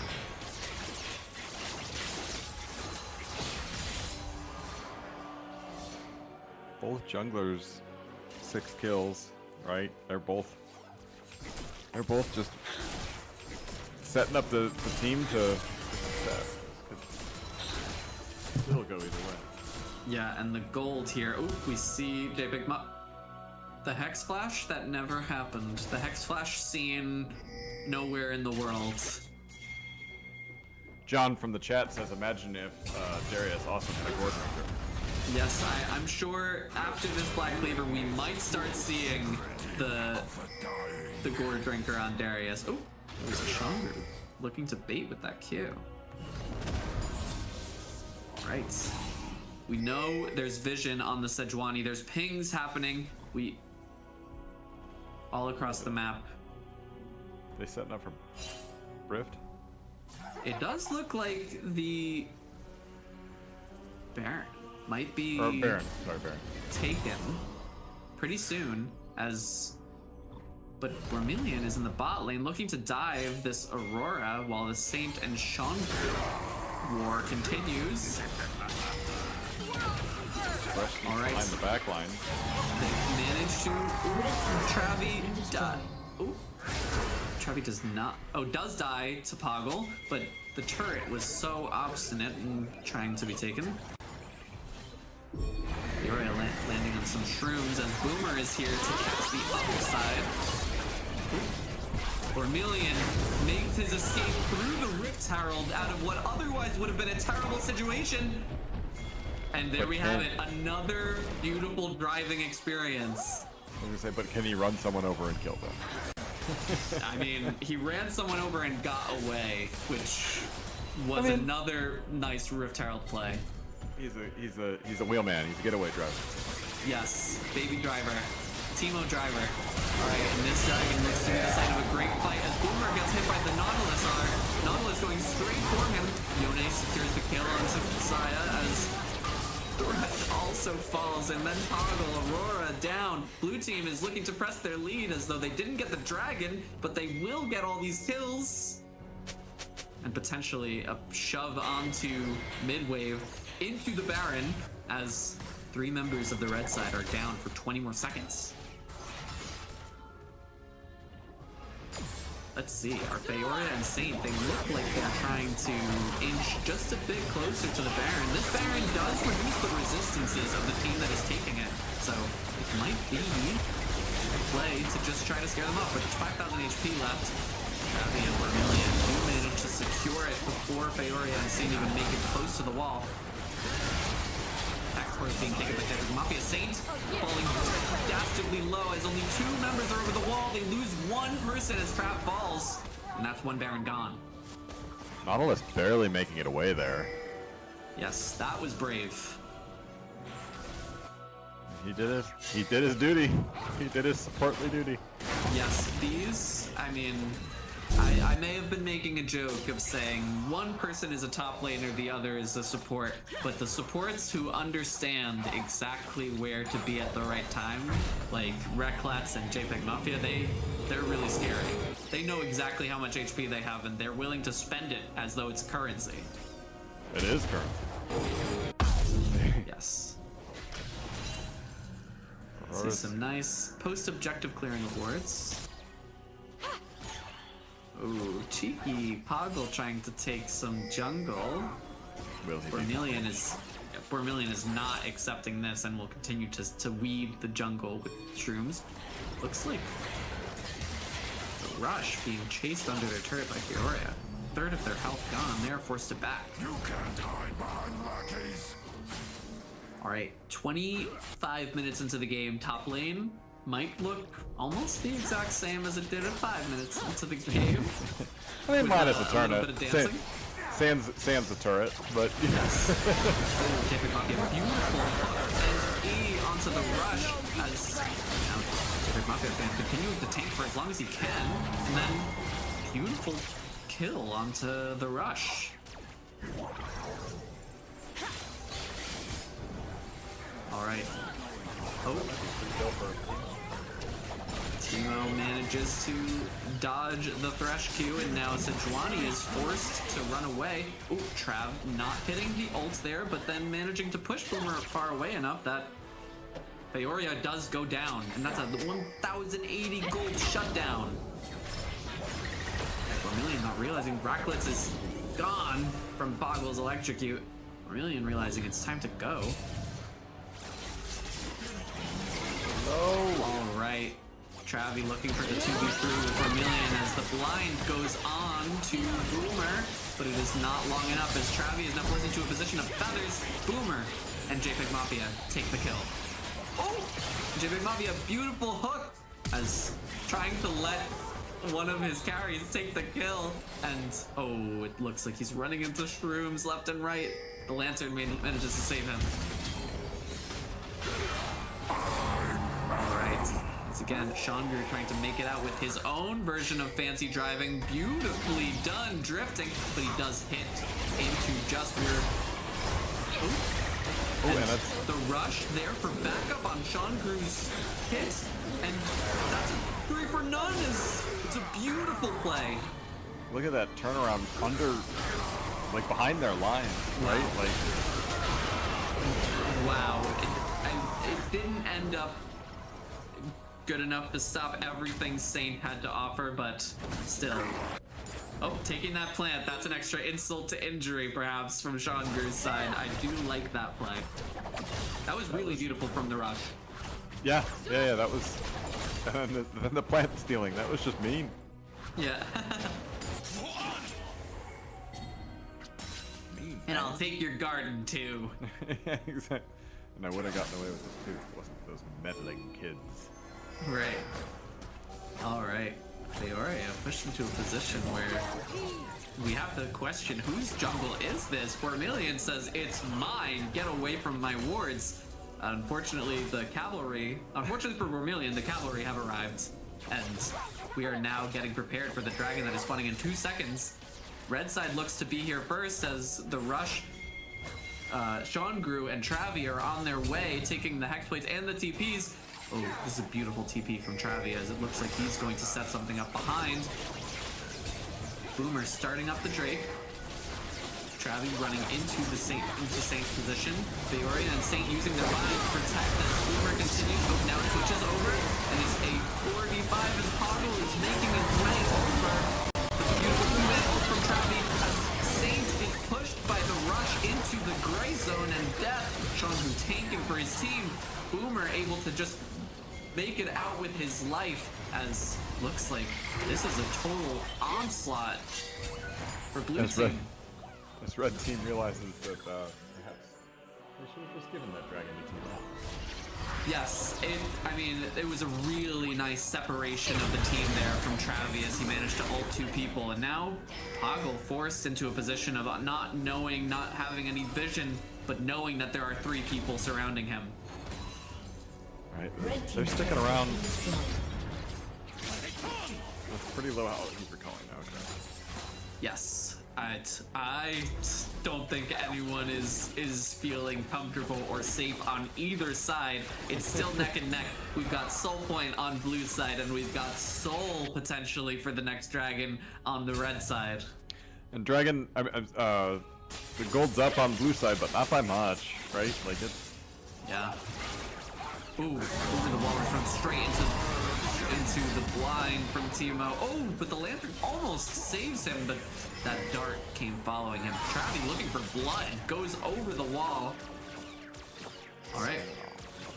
With Boomer gone, this looks like it's a Baron move as JPEG Mafia fan and Feoria begin to set up, seeing who they might be able to pick off. Rek'Lats makes it to the other side and Blast plants over the wall. Travi, with his E, looking to just push them just a little bit off. Same JPEG Mafia fan and Feoria not there in time to get the Baron, and blue team says, all right, we did it, time to go. Yeah. Blue team's positioning's been fantastic this game, right? Yes. Like when something gets set up, they see and they react really quickly. Yes, and the rotation of the team to put the tanks always facing who they need to be tanking. The issue, the movement capabilities of the Rush and Travi.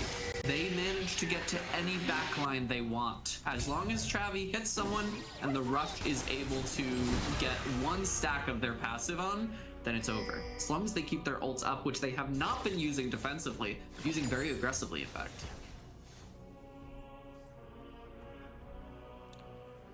I think the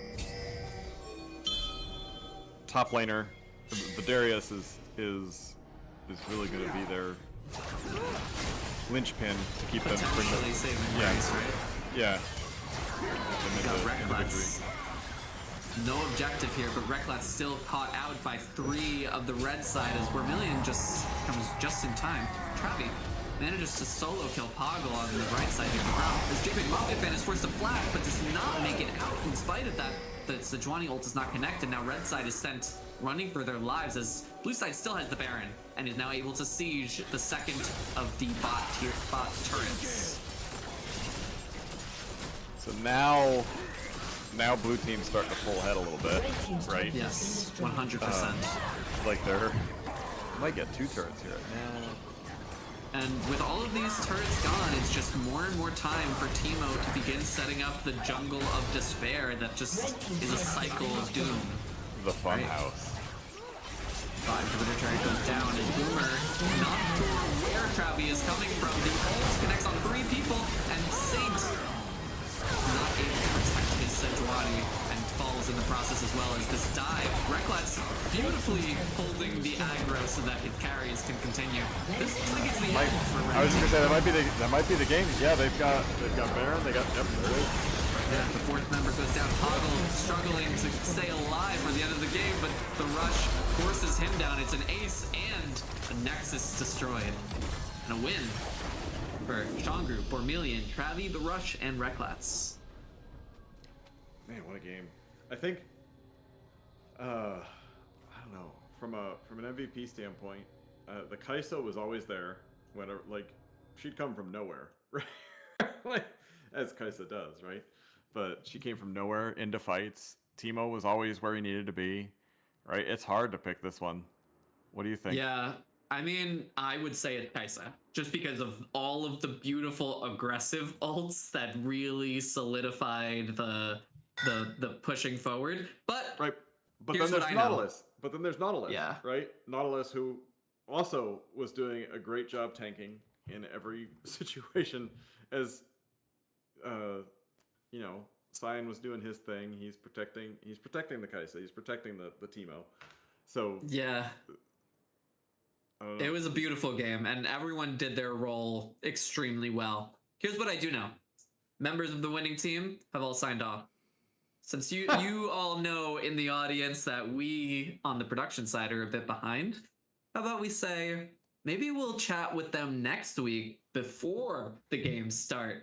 You remember this team? I know I remember it, and I can look back on it. maybe we'll have a little chat with them before to see if they're ready for a win that looked as beautiful as this one. What do you say to that, Mike? Travis like in the that. chat if we want. Oh, we can grab Trav.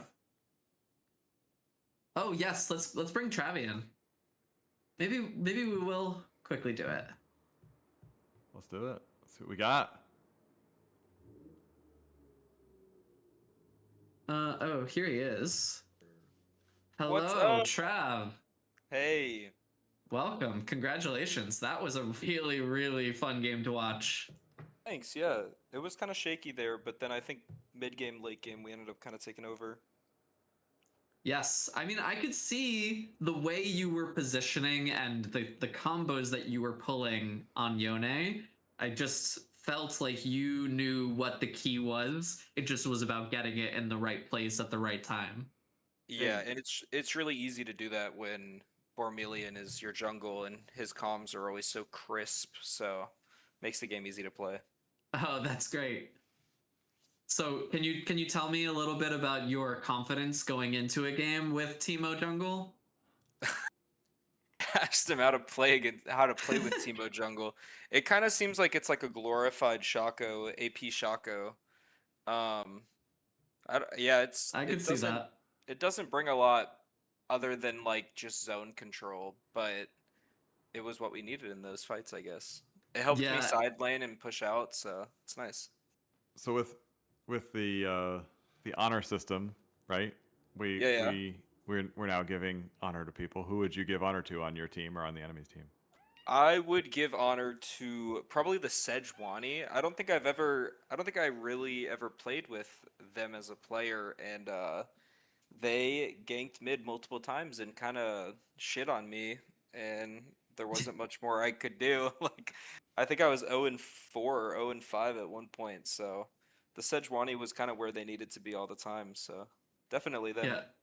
And they had a scary amount of gold. That's Feoria for you, managing to keep up with 4 million and scare the laners away. Yeah, they played great. Always making Well- sure you're in check. Yeah, Yeah. for sure. All right. I was thinking about that though, like after the game, I was like, we all logged off, and I'm sure they want to talk to someone. Oh yeah. Thank you for hopping on. I know that it's late, so we won't keep you too long, but can you give us a preview of a champion that you're looking to play next week? Just as a tease. Maybe you'll lock it in, maybe you won't. I want to show off my Kennen. I think I Mm, usually play jungle, so no one in the league really has seen my Kennen, except for Bormelian in a couple solo queue games. But I think that's probably one of my best champions, and no one ever gets to see it. So if there's an opportunity, look for me to pull that out. all right. Trav Cannon, you heard it on the stream, and we'll see did. if it happens next week. Thank you for joining us, Trav. Yeah, we are going to thank get you. ready to sign off. Yeah, thanks guys. See ya. Yep. Thank you. Thank you. And I'm gonna give my play of the night, and we can't pick the same one, and I'm going first, so you can't pick my play. Okay. This is running the drive-by shooting. The The drive-by killing of Lickenstick. Yeah, exactly. That's the play of the game, or play of the night for me. What's yours? Mine has to be the daring escape. So we both chose Rift Herald plays, but I thought that was hilarious that he's caught in the river. There's no ally in sight. He stands still to drop the Herald and says, I have one chance out of here if I just drive straight. And he did it. And he did it. That was good. And he resisted the temptation to go to an enemy turret as well, which he also would have ended up dying. So that was great Right. from Vermilion. and made it out alive. So the yeah, it was good. And again, this is a league for everybody. Anybody can join. So if you want to join, sign up. Tell your friends. If not, we take your LP. And Right. I And think- if join us in Discord, join us here, join us in the stream next week. Let's have a great time together. I think that's what you were gonna say, right, Mike? yeah, and we play other games too, right? Like it's not just Yes. League of Legends. So there's NARAM Night, there's D&D, there's Marvel Rivals, Overwatch. The list goes on. I can't think of them, but if Peak. there's Peak, yes. There's a peak night. So enjoy All it. right. It's been a great first week, and I think we're ready to sign off. So thank you for joining me, Mike. It's been fantastic. And thank you, audience, and have a great night, everyone. All right, you too. Have a good night, guys.